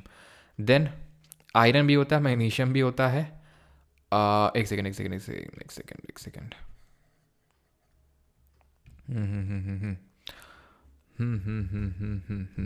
Sulphur भी होगा, ठीक है, मैग्नीशियम भी होगा और कैल्शियम भी होगा, बट आयरन नहीं होगा यहाँ पे, ठीक है। Iron is not a plant macronutrient. Plant macronutrient में कार्बन भी होता है, हाइड्रोजन भी होता है और ऑक्सीजन भी होता है। तो NPK और CHO, ठीक है, ये ध्यान रखेंगे। और आपका सल्फर, कैल्शियम और magnesium. Iron is not a plant macronutrient. Clear है? ये जितने मैंने लिखे NPK, CHO यानी carbon, hydrogen, oxygen, magnesium, calcium और सल्फर, और एक और नोट कर लो, एंड दैट इज़ ऑक्सीजन। सिर्फ यही सॉरी ऑक्सीजन तो हो गया ना उसमें, तो सिर्फ यही होते हैं आपके जो मैक्रोन्यूट्रिएंट होते हैं। इसके अलावा सब आपके माइक्रोन्यूट्रिएंट हो जाएंगे। अच्छा, किस तरह के वो प्लांट होते हैं? अब होता क्या है कि जो हमारे जो प्लांट होते हैं उनको नाइट्रोजन बहुत चाहिए। अब मैक्रोन्यूट्रिएंट का मतलब होता है जो ज़्यादा मात्रा में चाहिए, तो नाइट्रोजन बहुत चाहिए।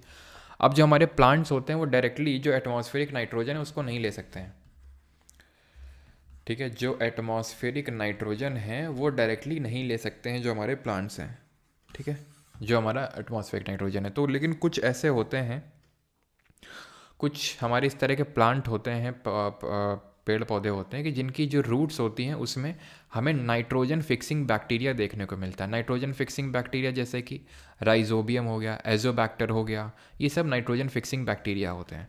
तो ये नाइट्रोजन फिक्सिंग बैक्टीरिया जो होते हैं देखने को मिलते हैं हमें किसमें? जो लेग्यूम्स होते हैं, ठीक है, जैसे दालें वगैरह हो गई हमारी, ठीक है, जो भी दाल के अलावा जो भी लेग्यूम फैमिली से बिलोंग करते हैं पेड़ पौधे, उनकी रूट्स में नाइट्रोजन फिक्सिंग बैक्टीरिया, जैसे कि मैंने बताया आपको, राइजोबियम, एजोबैक्टर, ठीक है, और एक और होता है, नाम याद नहीं आ रहा मुझे उसका।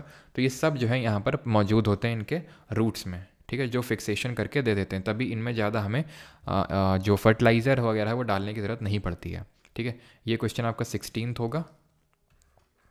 विच of the following is not a sexually transmitted disease, इनमें से कौन सी यौन संचारित रोग नहीं है, यानी सेक्स की वजह से नहीं फैलती है? गोनोरहोया, साइफिलिस, रैट्स या फिर एल्बिनिज्म। तो गोनोरहोया और साइफिलिस ये दोनों बैक्टीरिया की वजह से फैलने वाली सेक्शुअली ट्रांसमिटेड डिजीज़ है। Warts along with the AIDS, ये भी सेक्शुअली ट्रांसमिट होते हैं और ये वायरस की वजह से होती हैं, ठीक है। एल्बिनिज्म जो है ये आपकी एक सेक्शुअल ट्रांसमिटेड डिजीज़ नहीं है, ये आपका एक जेनेटिक डिसऑर्डर होता है, ठीक है, जेनेटिक डिसऑर्डर। अच्छा, जेनेटिक डिसऑर्डर अगर आपको याद हो तो इसमें मैंने आपको कुछ बताया था, एंड दैट इज़ कि या तो जेनेटिक डिसऑर्डर दो तरह के होते हैं, या तो अगर आपका ऑटोसोमल क्रोमोसोम में कोई चेंज आया है तो, या फिर सेक्स क्रोमोसोम में। अब सेक्स क्रोमोसोम में भी मैंने आपको दो बताए थे, एक तो टर्नर सिंड्रोम बताया था, ठीक है, टर्नर सिंड्रोम बताया था, और एक नीलेफेल्टर सिंड्रोम बताया था। क्या अंतर था इनमें? और ज़रा ये बताइए आप कमेंट में, नीलेफेल्टर सिंड्रोम, ये बताइए कि मेंडेलियन डिसऑर्डर क्या बताया था मैंने? एग्जाम्पल बताइए। मेंडेलियन डिसऑर्डर मैंने वो बताया था जिसमें कि क्रोमोसोम नहीं, जीन्स में अगर कोई चेंजेस हुए हैं तो उसको बोलते हैं मेंडेलियन डिसऑर्डर, ठीक है। टर्नर सिंड्रोम ये देखने को मिलता है फीमेल्स में जिनमें कि एक एक्स क्रोमोसोम मिसिंग होता है, ठीक है, जिसमें कि एक एक्स क्रोमोसोम मिसिंग होता है, क्योंकि जो फीमेल होती हैं उनमें XX होता है, ये सेक्स क्रोमोसोम, मेल में XY होता है। तो एक X मिसिंग है, तो यानी X0 X0 जो भी बोल लो आप, ठीक है। तो ये फीमेल्स में देखने को मिलता है। मेल में देखने को मिलता है नीलेफेल्टर, जिसमें कि एक X एक्स्ट्रा हो जाता है, और ये सिर्फ हमें मेल्स में देखने को मिलता है। क्लियर इतनी चीज़, ठीक है। अब मेंडेलियन डिसऑर्डर, तो ये मेंडेलियन डिसऑर्डर मेंडलीव जो हमारे जॉन ग्रेगर मेंडल है, मेंडलीव नहीं, जॉन ग्रेगर मेंडल है, उनके नाम पे पढ़ा है, जिनको हम फादर ऑफ जेनेटिक्स के नाम से भी जानते हैं, जिन्होंने पीसम सातवीम यानी कि जो मटर का पौधा होता है उसमें, जिसको कि हम पीसम सातवीम के नाम से जानते हैं, इसका साइंटिफिक नेम है पी प्लांट का, तो उसमें इन्होंने एक्सपेरिमेंट्स किए थे।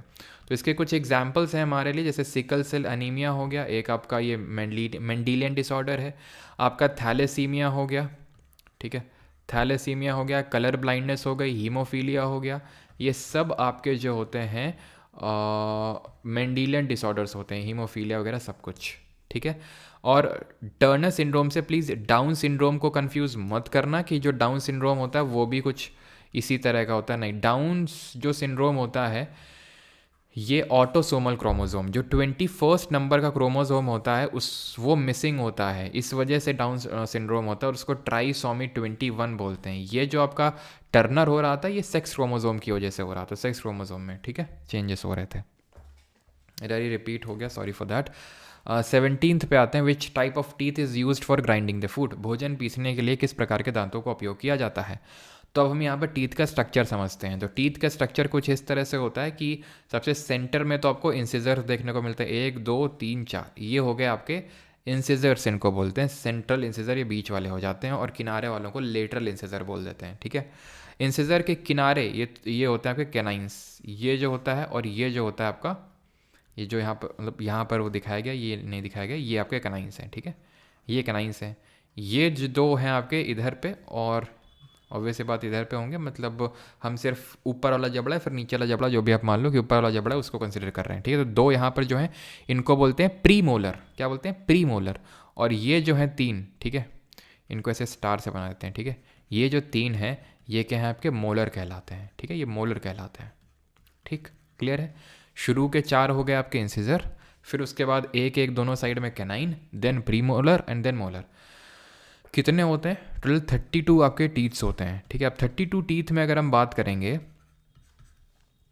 तो इसमें आपके 8 तो हो जाएंगे इंसिजर्स, ठीक है, 4 हो जाएंगे कैनाइंस, और 2 2 4 2 6 2 8, 8 हो जाएंगे, सॉरी 8 हो जाएंगे आपके प्रीमोलर,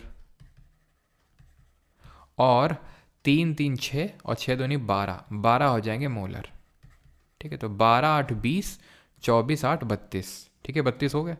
इंसिजर जो होते हैं आगे के 4 और मतलब आगे के ऊपर 4 और नीचे 4, ये यूज़ किया जाता है बाइटिंग में। कोई चीज़ जैसे आप बाइट लेते हो, ठीक है, तो बाइटिंग जो है यहीं से की जाती है ना, कि चाहे किसी भी चीज़ को बाइट किया जाए।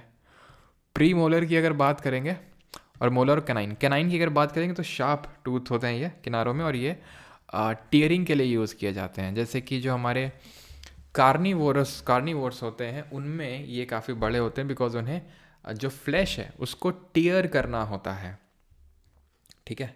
तो टीयर करने के लिए उसको हम यूज़ करते हैं, और च्यूइंग के लिए हम चबाने के लिए यूज़ करते हैं प्री मोलर, और ग्राइंडिंग के लिए यूज़ करते हैं मोलर, ठीक है। डेंटल फॉर्मूला भी बता रहे हैं, बाइट समझ मैं नहीं समझा, अच्छा नहीं समझे, समझ जाओगे। चलो भाई, तो अभी इस पे आते हैं। डेंटाइन फॉर्मूला एक लोग पूछे थे, ठीक है, तो डेंटाइन फॉर्मूला भी बता देता हूँ मैं। तो ग्राइंडिंग समझिए, मोलस यूज़ करते हैं, और इसको हम यूज़ करते हैं च्यूइंग के लिए। अच्छा, अब ये डेंटल फॉर्मूला का क्या सीन है, हाँ, ठीक है। अब ये डेंटल फॉर्मूला क्या होता है, तो डेंटल फॉर्मूला क्या होता है, जैसे कि आप ऊपर वाला है फिर नीचे वाला कोई भी ले लो जबड़ा, ठीक है, और प्री तो शायद अभी तक ना आया, क्या प्री तो अभी तक ना है, मतलब समझा नहीं मैं। Enamel hardest bone, Anushka Singh भाई, इनेमल बोन नहीं होती है, ठीक है, enamel is not a bone. Enamel जो हमारे टीथ का आउटर स्ट्रक्चर होता है वो इनेमल का बना होता है, बोन नहीं होता इनेमल, ठीक है। दांत होता है उसका जो बाहरी भाग होता है उसको इनेमल बोलते हैं, ठीक है, वो बना नहीं होता है उसका वो। तो डेंटल फॉर्मूला क्या होता है, जैसे कि ये ऊपर वाला नीचे वाला कोई भी ले लो, ठीक है, और इसको ऐसे 20 से डिवाइड कर दो, 20 से डिवाइड कर दो, ठीक है। जैसे कि हमारा ये हार्ट होता है, तो हार्ट को हमने ये डिवाइड किया और ये डिवाइड किया, 4 चैम्बर बन गया। तो वही समझ लो कि ऊपर वाला जबड़ा नीचे वाला जबड़ा, किसी एक को पकड़ लो, ऊपर वाला नीचे वाले को, उसको 20 से डिवाइड कर दो। अब उसमें इंसिजर कितने हैं, कैनाइन कितने हैं, प्री मोलर कितने हैं और मोलर कितने हैं, उसको इस तरह से लिख लिख दो ऊपर नीचे, वो हो जाता है। ऊपर नीचे का मतलब एक साइड और दूसरी साइड। तो इंसिजर एक यहाँ कितने हैं, 2 हैं, then canine 1, premolar 2, molar 3। ऐसे ही इस साइड आ जाओ, इस साइड उतने ही है, 2 कैनाइन है, एक सॉरी 2 इंसिजर हैं, एक कैनाइन है, 2 प्री मोलर और 3 मोलर है। ये होता है अडल्ट में। बच्चों में क्या होता है, बच्चों में प्री मोलर मिसिंग होता है, ठीक है। प्री मोलर जो होता है मिसिंग होता है किसमें, बच्चों में, चाइल्ड में। तो उनका क्या होता है, 2 इंसिजर होते हैं, एक काइन होता है, 0 प्री मोलर, 3 और 2 मोलर हो जाते हैं उनके, ठीक है। विजडम टूथ, अक्कल डाल निकली नहीं होती है अभी तक, ठीक है। और 2102, ठीक है, अक्कल डाल निकली नहीं होती है उनकी। आगे बढ़ते हैं। Which type of tissues are present in the respiratory tract. हाँ।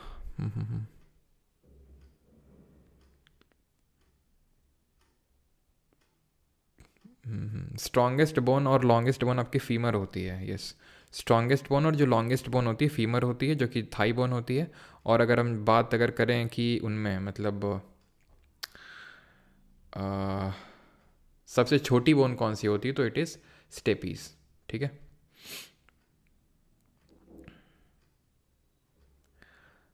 चलो अभी आ जाते हैं इस क्वेश्चन पे, एंड दैट इज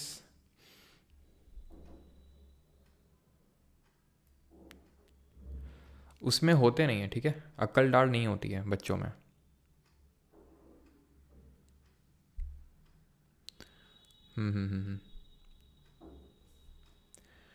चलो भाई अगला क्वेश्चन ले लेते हैं। That is which type of tissues are present in the respiratory tract. श्वसन पथ में किस प्रकार के ऊतक मौजूद होते हैं। क्यूबर्डल epithelium tissues, columnar epithelial tissues, chelated epithelial tissues, या फिर स्ट्रैटिफाइड स्क्वैमस एपिथेलियल टिश्यूज़।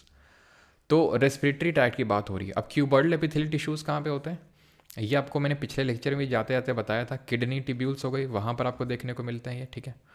और कॉलमनार कहाँ पर, और किडनी टिब्यूल के अलावा जो हमारे ग्लैंड होते हैं, बीट दी स्वेट ग्लैंड और दी थायराइड ग्लैंड, तो ग्लैंड्स में आपको ये देखने को मिलते हैं, ठीक है। कॉलमनार की अगर हम बात करेंगे तो स्टमक हो गया, गॉल ब्लैडर हो गया। और गॉल ब्लैडर का फंक्शन क्या होता है ज़रा बताइए।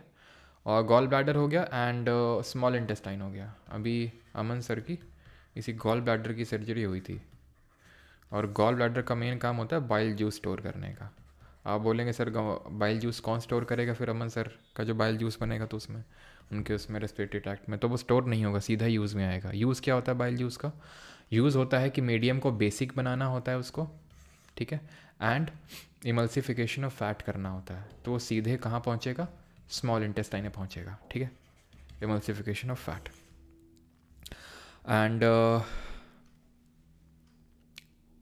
ठीक है, स्टोन, अच्छा इनके में क्यों सर्जरी हुई थी, स्टोन बन गया था अमन सर के उसमें गॉल ब्लैडर में, ठीक है, काफ़ी ज़्यादा स्टोन्स बन गए। तो स्टोन किसके बने होते हैं, जो किडनी में हो चाहे गॉल ब्लैडर में।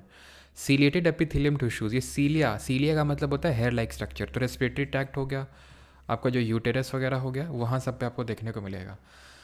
स्ट्रैटिफाइड जो होता है स्क्वैमस एपिथेलियल टिश्यूज़, ये आपको जो पूरी स्किन होती है उसमें ये देखने को मिलेगा। अच्छा जो सिंपल स्क्वैमस एपिथेलियम टिश्यूज़ होते हैं वो कहाँ पे होते हैं, तो सिंपल स्क्वैमस जो होते हैं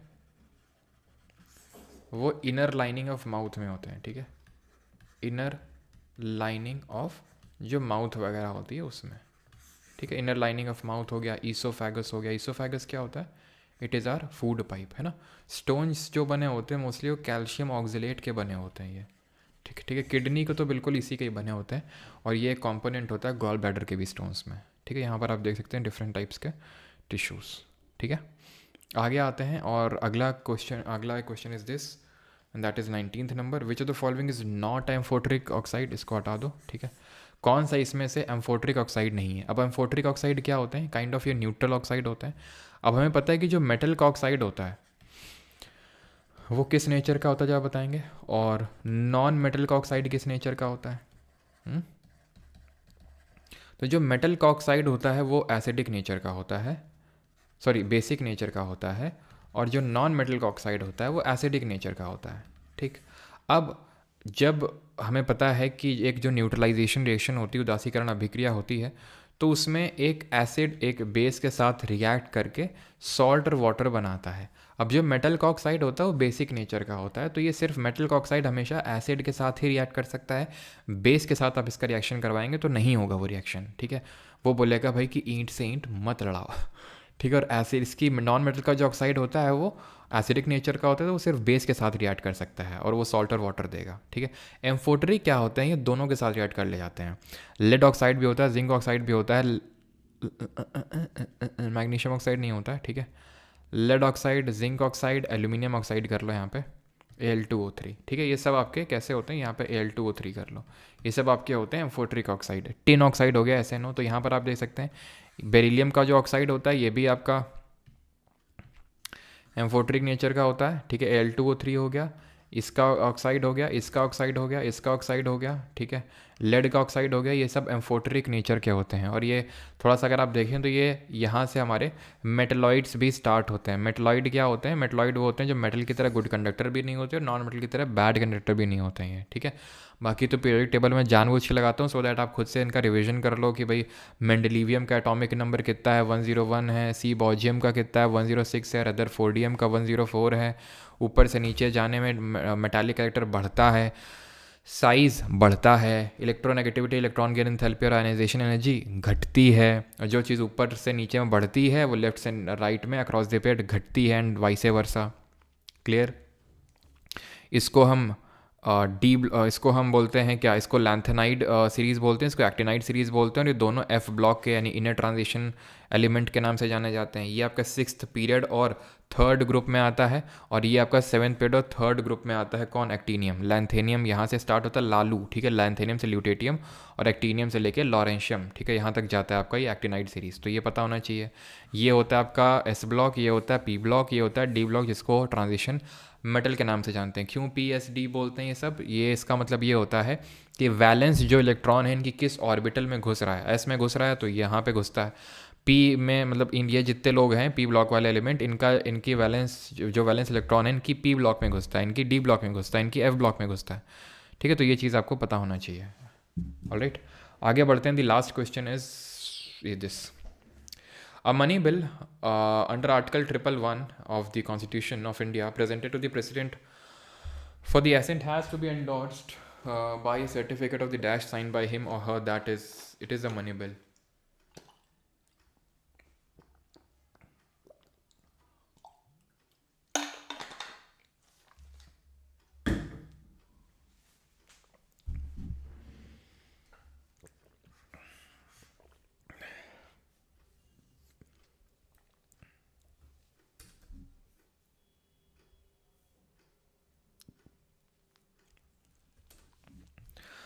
तो बिल की अगर हम बात करें तो 4 तरह का होता है बिल। कौन कौन सा 4 तरह होते हैं? एक होता है ऑर्डिनरी बिल, एक होता है मनी बिल, ठीक है, एक होता है कॉन्स्टिट्यूशनल अमेंडमेंट बिल, और चौथा होता है चूहे का बिल। ठीक है। ऑर्डिनरी बिल, तो 3 तरह के बिल होते हैं आपके: ऑर्डिनरी बिल, मनी बिल और कॉन्स्टिट्यूशनल अमेंडमेंट बिल। तो ये जो ऑर्डिनरी बिल होता है इसमें लोकसभा और राज्यसभा के पास इक्वल पावर होती है। हम पार्लियामेंट की बात कर रहे हैं, पार्लियामेंट में अगर ऑर्डिनरी बिल ओरिजिनेट हुआ है तो।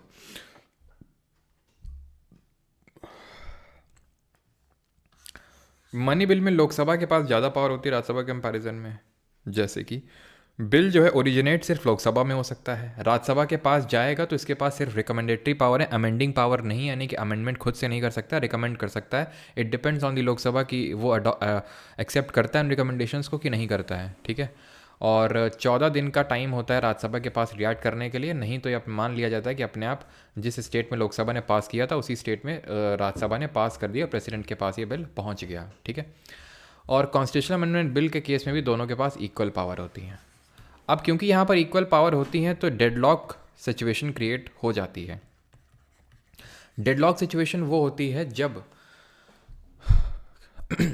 बिल पास नहीं हो पा रहा है। किस कारण से? लोकसभा ने राज्यसभा को बिल दिया, राज्यसभा ने मना कर दिया, लोकसभा राज्यसभा ने लोकसभा को दिया, उसने मना कर दिया।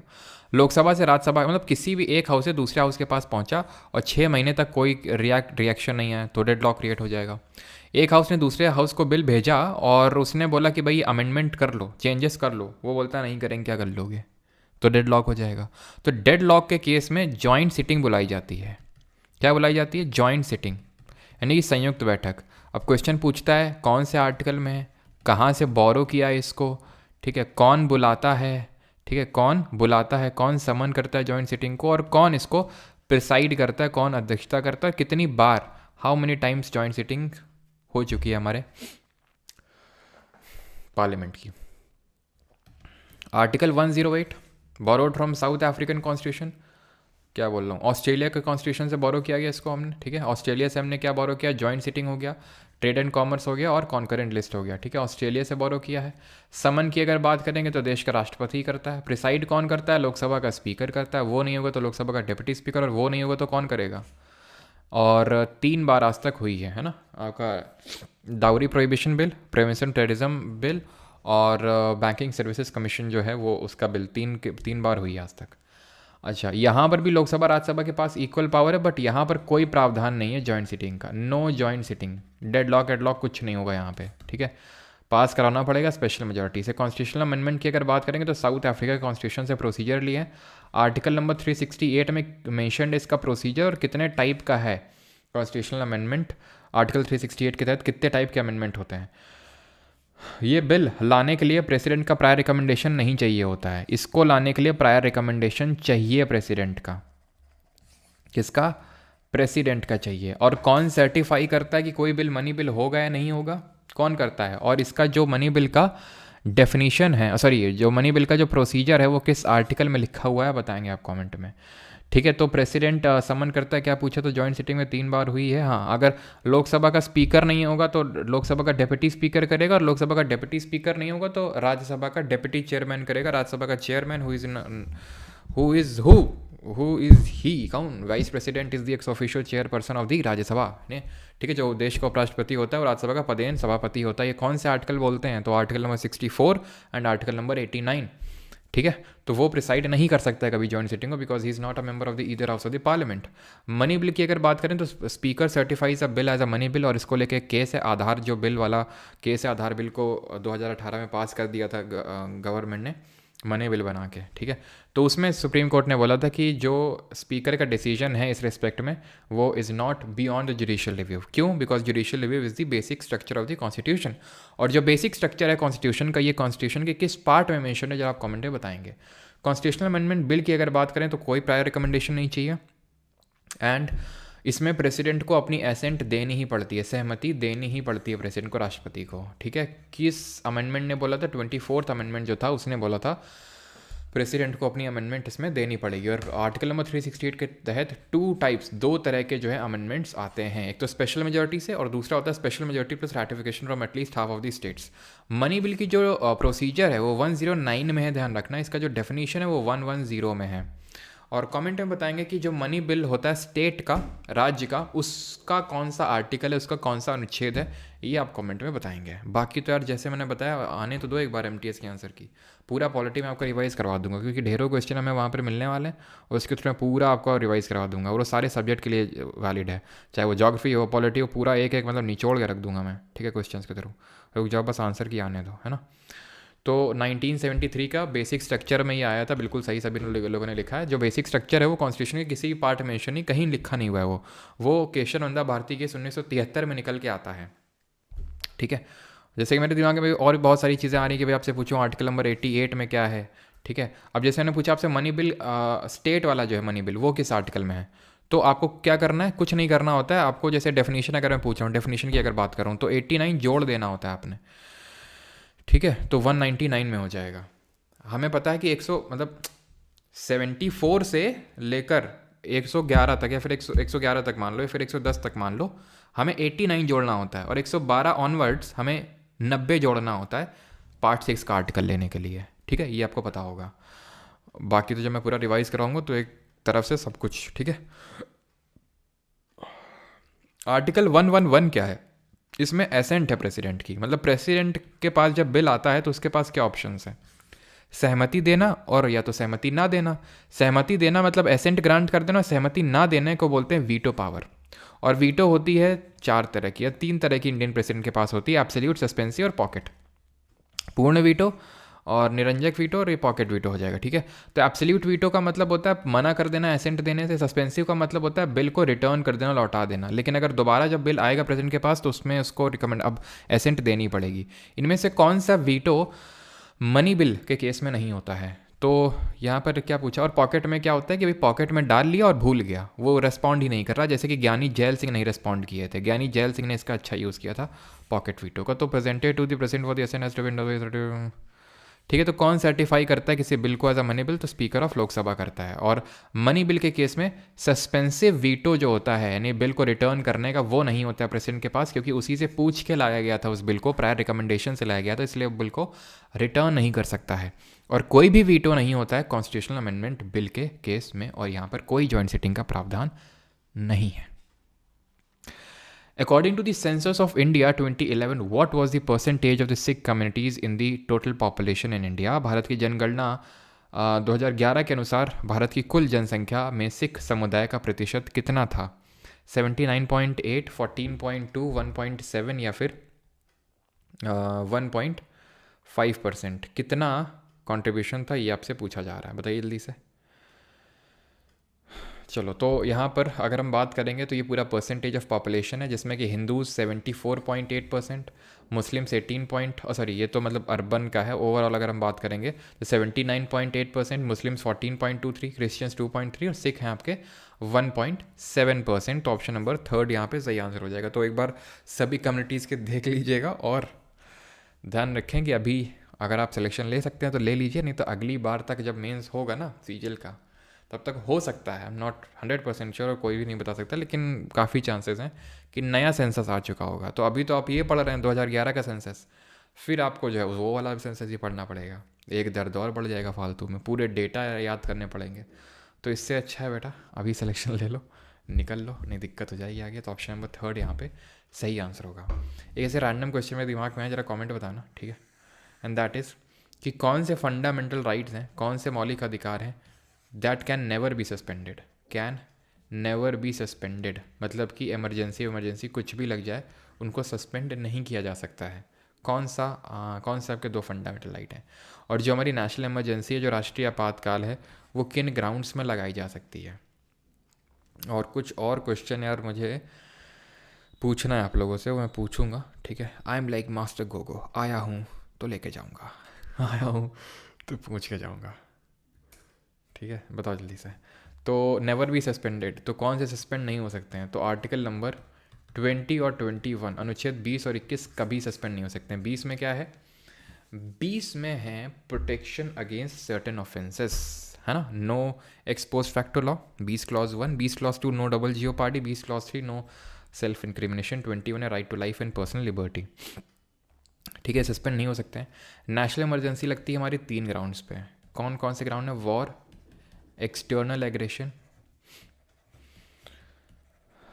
And armed rebellion. अब आपको ये चीज़ पता होनी चाहिए कि जो आर्म्ड रेबेलियन था ये पहले हमारे कॉन्स्टिट्यूशन में मेंशन नहीं था, ये जो है 44th अमेंडमेंट से जोड़ा गया, या फिर हम बोल सकते हैं रिप्लेस किया गया। इसकी जगह पे पहले इंटरनल डिस्टर्बेंस हुआ करता था। नेशनल इमरजेंसी हमारी आज तक 3 बार लगी है। तो 1962 में जब सीनो इंडिया वॉर हुआ था, नहीं चाइना के साथ जब हमारा युद्ध हुआ था, 1971 में जब बांग्लादेश को लिबरेट किया था तो पाकिस्तान के साथ युद्ध लड़ना पड़ा था, और 1975 में कोई युद्ध नहीं था। इसको इंटरनल डिस्टर्बेंस के ग्राउंड में इंदिरा गांधी ने लगाया था। तो इसी वजह से जो अगली सरकार चेंज हुई थी 44th अमेंडमेंट करके, उसने इंटरनल डिस्टर्बेंस हटा के आर्म्ड रेबेलियन को जोड़ दिया गया था।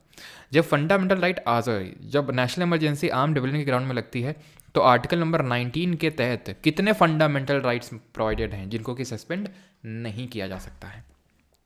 Is that clear? Article number 352 में लिखा है, और हमने इसको जर्मनी के कॉन्स्टिट्यूशन से हमने ध्यान रखना, जो आपके प्रोविजंस ऑफ इमरजेंसी हैं, provision of emergency, proclamation of emergency, वो हमने गवर्नमेंट ऑफ इंडिया 1935 से लिए हैं। अगर वो ऑप्शन में नहीं होगा तो जर्मनी का होगा, जर्मनी का कॉन्स्टिट्यूशन, वो टिक करना, ठीक है। फाइनेंशियल इमरजेंसी पूछे, जर्मनी का जो वीमार कॉन्स्टिट्यूशन था। तो आर्टिकल नंबर 352 में है, एंड इसको प्रोक्लेम कौन करता है? चाहे वो नेशनल इमरजेंसी हो, चाहे प्रेसिडेंट रूल हो, चाहे फाइनेंशियल इमरजेंसी हो, प्रोक्लेमेशन का काम प्रेसिडेंट का होता है और उसको पार्लियामेंट से अप्रूवल लेना होता है। नेशनल इमरजेंसी को 1 महीने के अंदर अप्रूव करना होता है पार्लियामेंट को, फाइनेंशियल इमरजेंसी और प्रेसिडेंट रूल को 2 महीने में अप्रूव करना होता है। ठीक है, क्लियर है। और आर्टिकल नंबर 19 में 6 राइट हैं जिनको हम सामरो से याद करते हैं ना। सामरो क्या होता है? इस तरह से होता है सामरो, है ना। सामरो सभी को याद होगा I think. Right to freedom of speech and expression, assemble peacefully without arms, right to form association, right to movement, reside and settle any part of Indian, right to occupation. ये आपका clause A, sub clause A है, B है, सी है, D है, ई है और ये जी है। एफ वाला हमें पता है कि उसको रिपील किया जा चुका है बाई दी 44th अमेंडमेंट, जिसमें कि राइट टू प्रॉपर्टी था। और राइट टू फॉर्म एसोसिएशन में 97th अमेंडमेंट ने क्या जोड़ा था? 97th अमेंडमेंट देखते ही क्या मारना है? सीधे कोऑपरेटिव सोसाइटी मारना है आपको। कोऑपरेटिव सोसाइटी से क्या याद आना चाहिए? Article 43B, part number 9B, article number 243 ZH से लेके ZT तक, 243 ZT तक। ठीक है, पार्ट नंबर 9 पंचायत 243 से 243O, part number 9A 243P से लेके ZG municipality, part number 9B ZH से लेके ZT। ठीक, और म्यूनिसिपैलिटी के सारे आर्टिकल याद है ना तुम लोगों को? याद हैं कि नहीं? ज़रा बताओ अगर याद है तो। किसमें स्टेट इलेक्शन कमीशन दिया हुआ है? ज़रा बताओ। स्टेट इलेक्शन कमीशन किस में दिया हुआ है? स्टेट का फाइनेंस कमीशन किस में दिया हुआ है? एंड और बता दो इनमें से कौन सी कॉन्स्टिट्यूशनल बॉडी नहीं है? ठीक है, आपको बताना है कि इनमें से कौन सी कॉन्स्टिट्यूशनल बॉडी नहीं है। ठीक है, जल्दी से बताओ।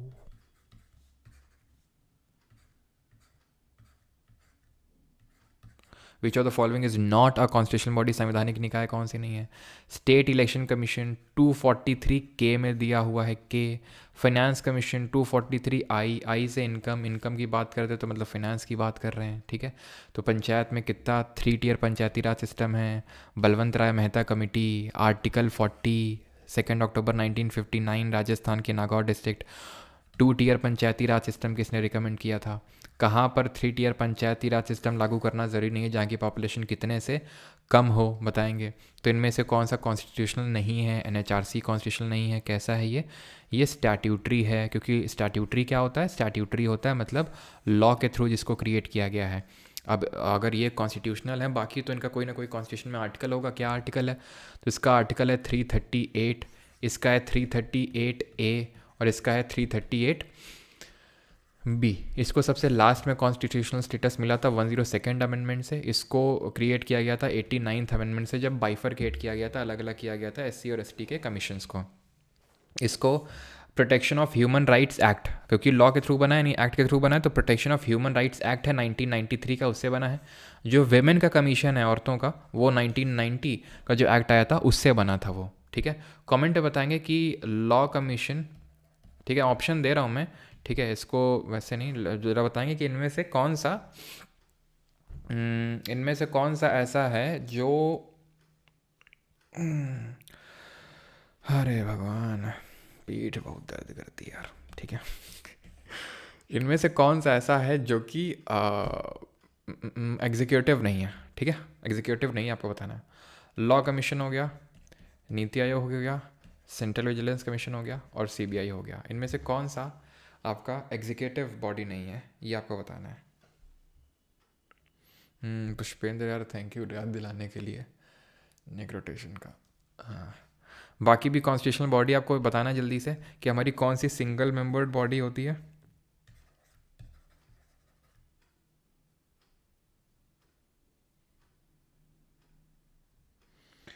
सर नीरज सैनी हेयर मैं यमुनानगर से हूँ, नेशनल लाइब्रेरी जाता था, मेरे पास बुलेट भी है और मेरी फीड शॉप की स्टोर है, मेरी शादी करवा दो।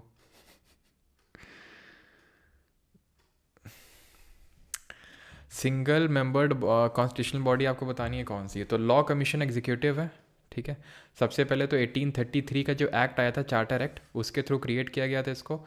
मैकोले पहला लॉ कमीशन का चेयरमैन था। पोस्ट इंडिपेंडेंस अगर बात करेंगे तो MC सेतलवाद, जो हमारे पहले अटॉर्नी जनरल थे, वही पहले लॉ कमीशन के पोस्ट इंडिपेंडेंस चेयरमैन बने थे। नीति आयोग की बात करेंगे, ये भी एग्जीक्यूटिव बॉडी है, एग्जीक्यूटिव रेजोल्यूशन से 1 जनवरी 2015 को क्रिएट होती है। National institute for transforming India, recommendatory body report वगैरह पब्लिश करती है, ऐसा जिसके पास कोई जुडिशियल पावर नहीं होती है। इसमें प्राइम मिनिस्टर चेयरमैन होता है, एक गवर्निंग काउंसिल होती है जिसके सारे चीफ मिनिस्टर लोग उसका हिस्सा होते हैं, और जितने भी यूटीज़ हैं उनके लेफ्टिनेंट गवर्नर होते हैं इसमें।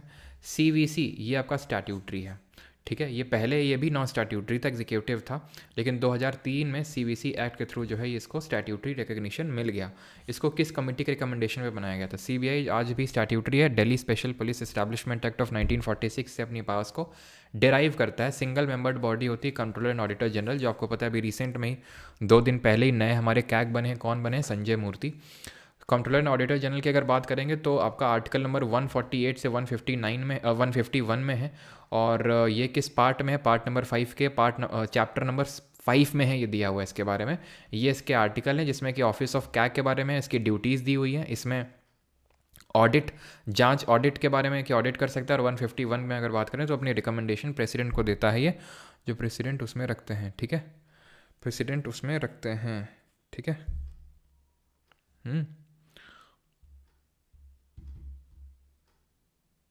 ठीक है, उसमें रखते हैं, मतलब पार्लियामेंट में रखते हैं, जो कि रिकमेंडेशन बाइंडिंग नहीं होती। पहले क्या कौन थे? वी नरहरि राव थे, अभी तक गिरीश चंद्र मुर्मू थे, अभी चेंज हो गए। गिरीश चंद्र मुर्मू को ILO यानी इंटरनेशनल लेबर ऑर्गेनाइजेशन का एक्सटर्नल ऑडिटर अपॉइंट कर दिया गया, तो अभी मूर्ति जी नए बन चुके हैं हमारे, ठीक है। और इलेक्शन कमीशन ऑफ इंडिया, ठीक है, अगेन मास्टर गोगो आया हूँ तो बता के जाऊँगा ठीक है। अब क्योंकि लास्ट लेक्चर है ना यार, तो फिर समझा करो, लास्ट नहीं तो सेकंड लास्ट है, हो सकता है एक और मैं रख लूँ, ठीक है। ऐसा नहीं लास्ट है, लास्ट तो नहीं है, एक और रखूँगा, ठीक है, एक और बीच में रखूँगा। लेकिन अभी आपका नाश्ता PDF मिलने वाला सीजल मेंस के लिए। टेलीग्राम जिन लोगों ने ज्वाइन नहीं किया भैया, टेलीग्राम ज्वाइन कर लेना, ठीक है, नहीं बाद यहीं बोलोगे मैं तो टूट गया भैया, है बर्बाद हो गया मैं तो ऐसा ना हो तो वही टेलीग्राम को ज्वाइन कर लेना।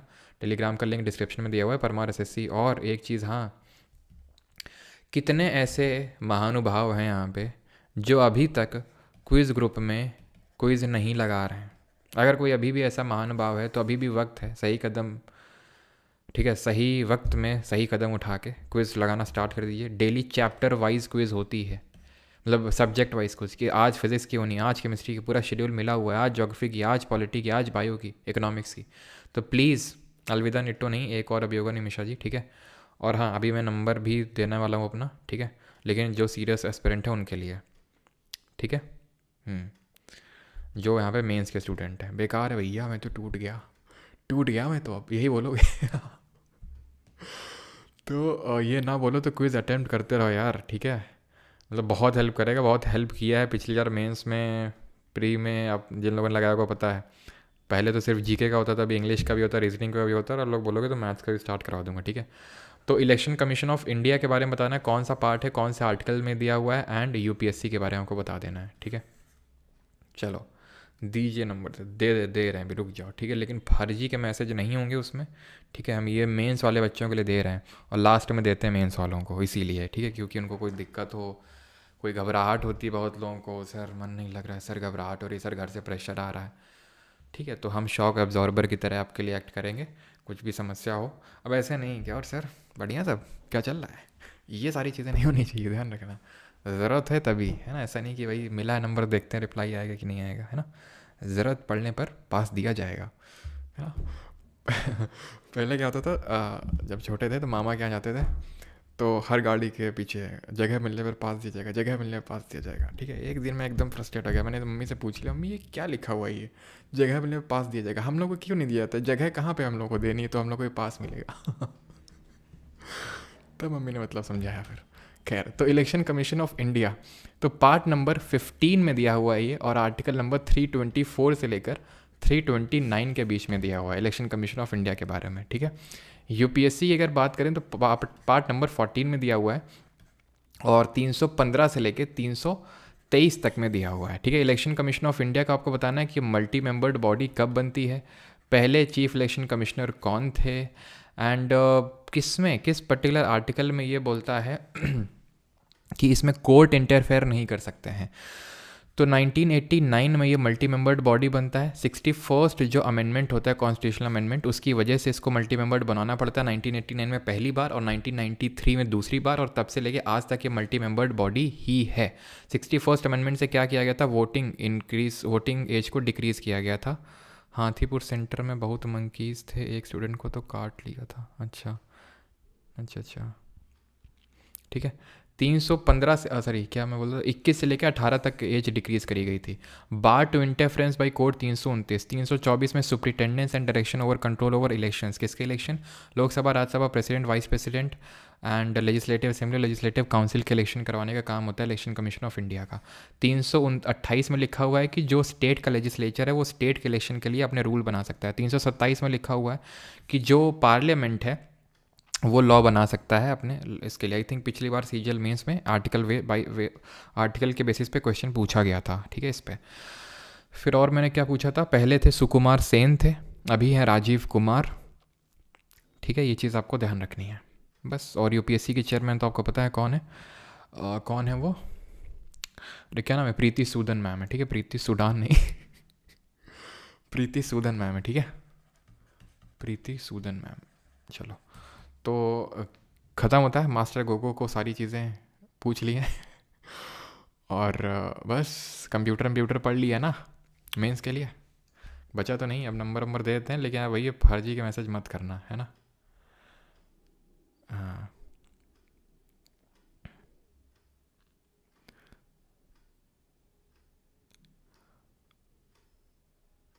फारबी सीरीज़ इनफ है क्या मेंस के लिए? मैंने वही किया है। अच्छा बेटा तुम वही हो ना जो भी शादी की चर्चा कर रहे थे अपनी, क्यों? शादी वादी कर लो, कहाँ एफ आर बी के चक्कर में पड़े हो, इन सब में क्या रखा है एफ आर बी में?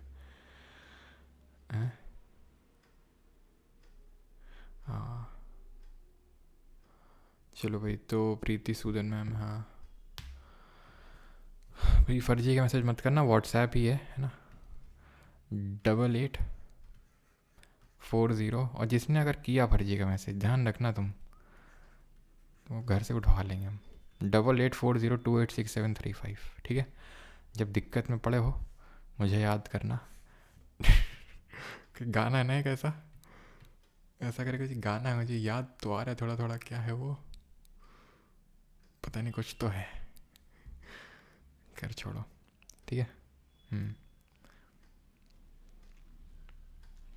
अच्छा चलता हूँ निट्टो, दुआओं में याद रखना। नहीं नहीं आदित्य, अभी जा नहीं रहे, मतलब निट्टो का लास्ट लेक्चर नहीं, it is not the last lecture of Nitto, yes. शायद एक दो लेक्चर और होंगे तो वो हो, लेकिन अभी से क्या होगा मैं फिर से बता देता हूँ, ठीक है। सागर माली, ओके। तो अभी से क्या होगा, परमार एसएससी का जो टेलीग्राम चैनल है वहाँ पर आपको ऑल्टरनेट बेसिस पे जैसा भी रहेगा, तो एक तो नाश्ता पीडीएफ मिलेगी, क्विज़ ग्रुप में हाथ जोड़ के निवेदन है प्लीज़, ठीक है, क्विज़ अटेम्प्ट करते रहें, बाद में लीव कर दीजिएगा, ठीक है, लेकिन करते रहें, आपके भले के लिए बोल रहा हूँ, बाकी आपकी मर्ज़ी। और एमटीएस का आंसर किए आने के बाद वन शॉट लेक्चर्स करेंगे एमटीएस के क्वेश्चंस के थ्रू ही, पूरा polity, geography, history, economics, physics, chemistry, biology सब कुछ रिवाइज करेंगे उसके थ्रू, ठीक है। अब जितने जल्दी आ जाएगी, और आंसर की भी वही परमार एसएससी टेलीग्राम पे ही आपको प्रोवाइड हो जाएगी, जैसे आएगी 10 मिनट के अंदर आपको जो है पूरा आंसर की दे दिया जाएगा। एंड जो भी सब्जेक्ट वाइज पीडीएफ्स हैं वो भी आपको मिल जाएंगी वहीं पे टेलीग्राम पे ही, ठीक है, ज्वाइन कर लीजिएगा। बाकी थैंक यू। निट्टो में हमारा जो सफ़र है वो लास्ट आखिरी क्लास तो नहीं है, लेकिन ठीक है, सफ़र काफ़ी अच्छा रहा। हाँ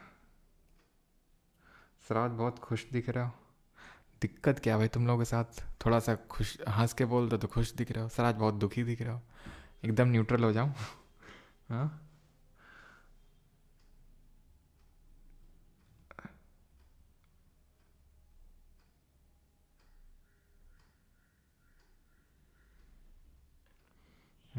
चलो भाई, थैंक यू सभी को। शादी भाई, शादी वादी में थोड़ा कम जाओ यार तुम लोग, जिन लोगों का मेंस वेंस है ना, शादी वादी होती रहेगी, तुम्हारी इम्पोर्टेंट है और तुम्हारी शादी जो है सिलेक्शन पे डिपेंड करती है काफ़ी हद तक, तो इस वजह से शादी वादी में मत जाओ ज़्यादा। अच्छा शादी वादी में मुझे बिल्कुल अच्छा नहीं लगता जाने में, पता है, मतलब ऐसा नहीं कि टाइम तो चलो ठीक है, लेकिन मतलब वैसा नहीं, एक कहावत है अब्दुल्ला की शादी में दीवाना ऐसे करके कोई है, तो वैसा टाइप है, हो जाता है भाई, खड़े रहो फालतू में, कुछ मतलब नहीं है, खड़े हैं खा रहे हैं, क्यों भाई, क्यों बोले भाई कोई तो समझ नहीं आता शादी का। शादी का ऐसा सिस्टम होना चाहिए कि भाई कोर्ट में जाओ, शादी वादी करके चले आओ बस, है अपना समय बचाओ, दूसरों का समय बचाओ, लेकिन ना पूरा 4-5 दिन से तिलक चल रहा है, ये वो फलाना ढिमका। अलग ही माहौल है, अलग ही एक्साइटमेंट है, अलग ही क्रेज़ है। कपड़े वालों का धंधा चलवा रहे हैं, फायर वर्क्स वालों का धंधा चला रहे हैं, डीजे वालों का, DJ Sonu, DJ DJ Manish. क्यों?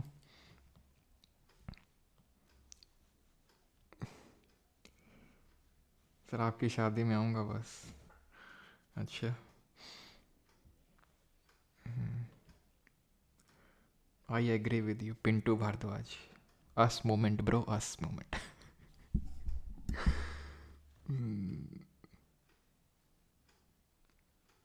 बेगानी की शादी में अब्दुल्ला दीवाना, हाँ। गलत चीज़ याद आ गई क्या? ऐसे कोई रिलेशन है नहीं ना उससे। बेगाना बेगाना से लेकिन फील होता है कभी भी शादी में जा। DJ Parmar, yes. DJ Parmar ही अपन लोग लॉन्च करेंगे। अच्छा, I am launching very soon, launching a new channel, do you know this? I am very सून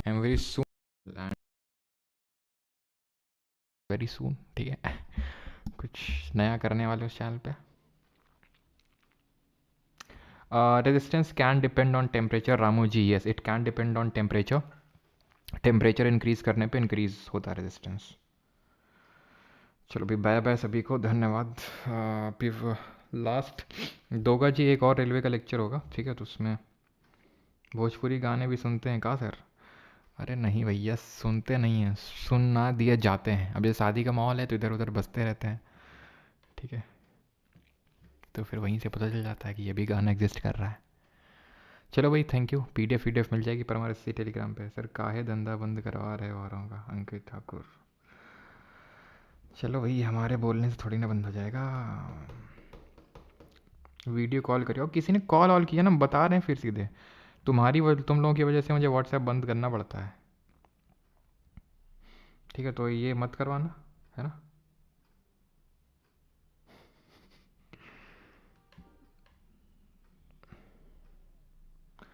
रिंकिया के पापा, MTS स्कैम, भोजपुरी गाने अश्लील होते हैं, अच्छा। Vlog channel. अब वो तो पता चलेगा क्या हुआ है क्या नहीं है।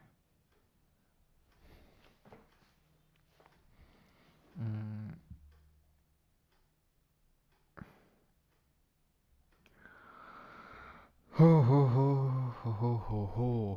हो। चलो भाई, थैंक यू। सर आप व्याह कब कर रहे हो? व्याह अमन बेटा, तो थोड़ा सिलेक्शन होगा ना तभी होगा व्याह, तो अभी व्याह। वाह अंकित जी वाह।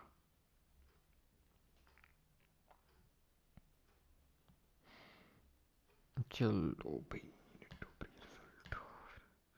प्री रिजल्ट आ जाएगा यार, लास्ट नवंबर तक है ना। पराठे, हाँ आज पराठे खाए हैं, आज आलू वाले। इसमें पराठे चलते हैं भाई। मैंने मम्मी को बोल दिया, एक दिन गोभी का चलेगा, एक दिन आलू का चलेगा, एक दिन सत्तू का चलेगा, एक दिन मेथी का चलेगा। 4 दिन तो पराठे हो गए, एक दिन पोहा चलेगा, और 2 दिन और बचेगा। 2 दिन तुम मम्मी डिसाइड कर लो अपने हिसाब से जो तुमको देना। हाँ।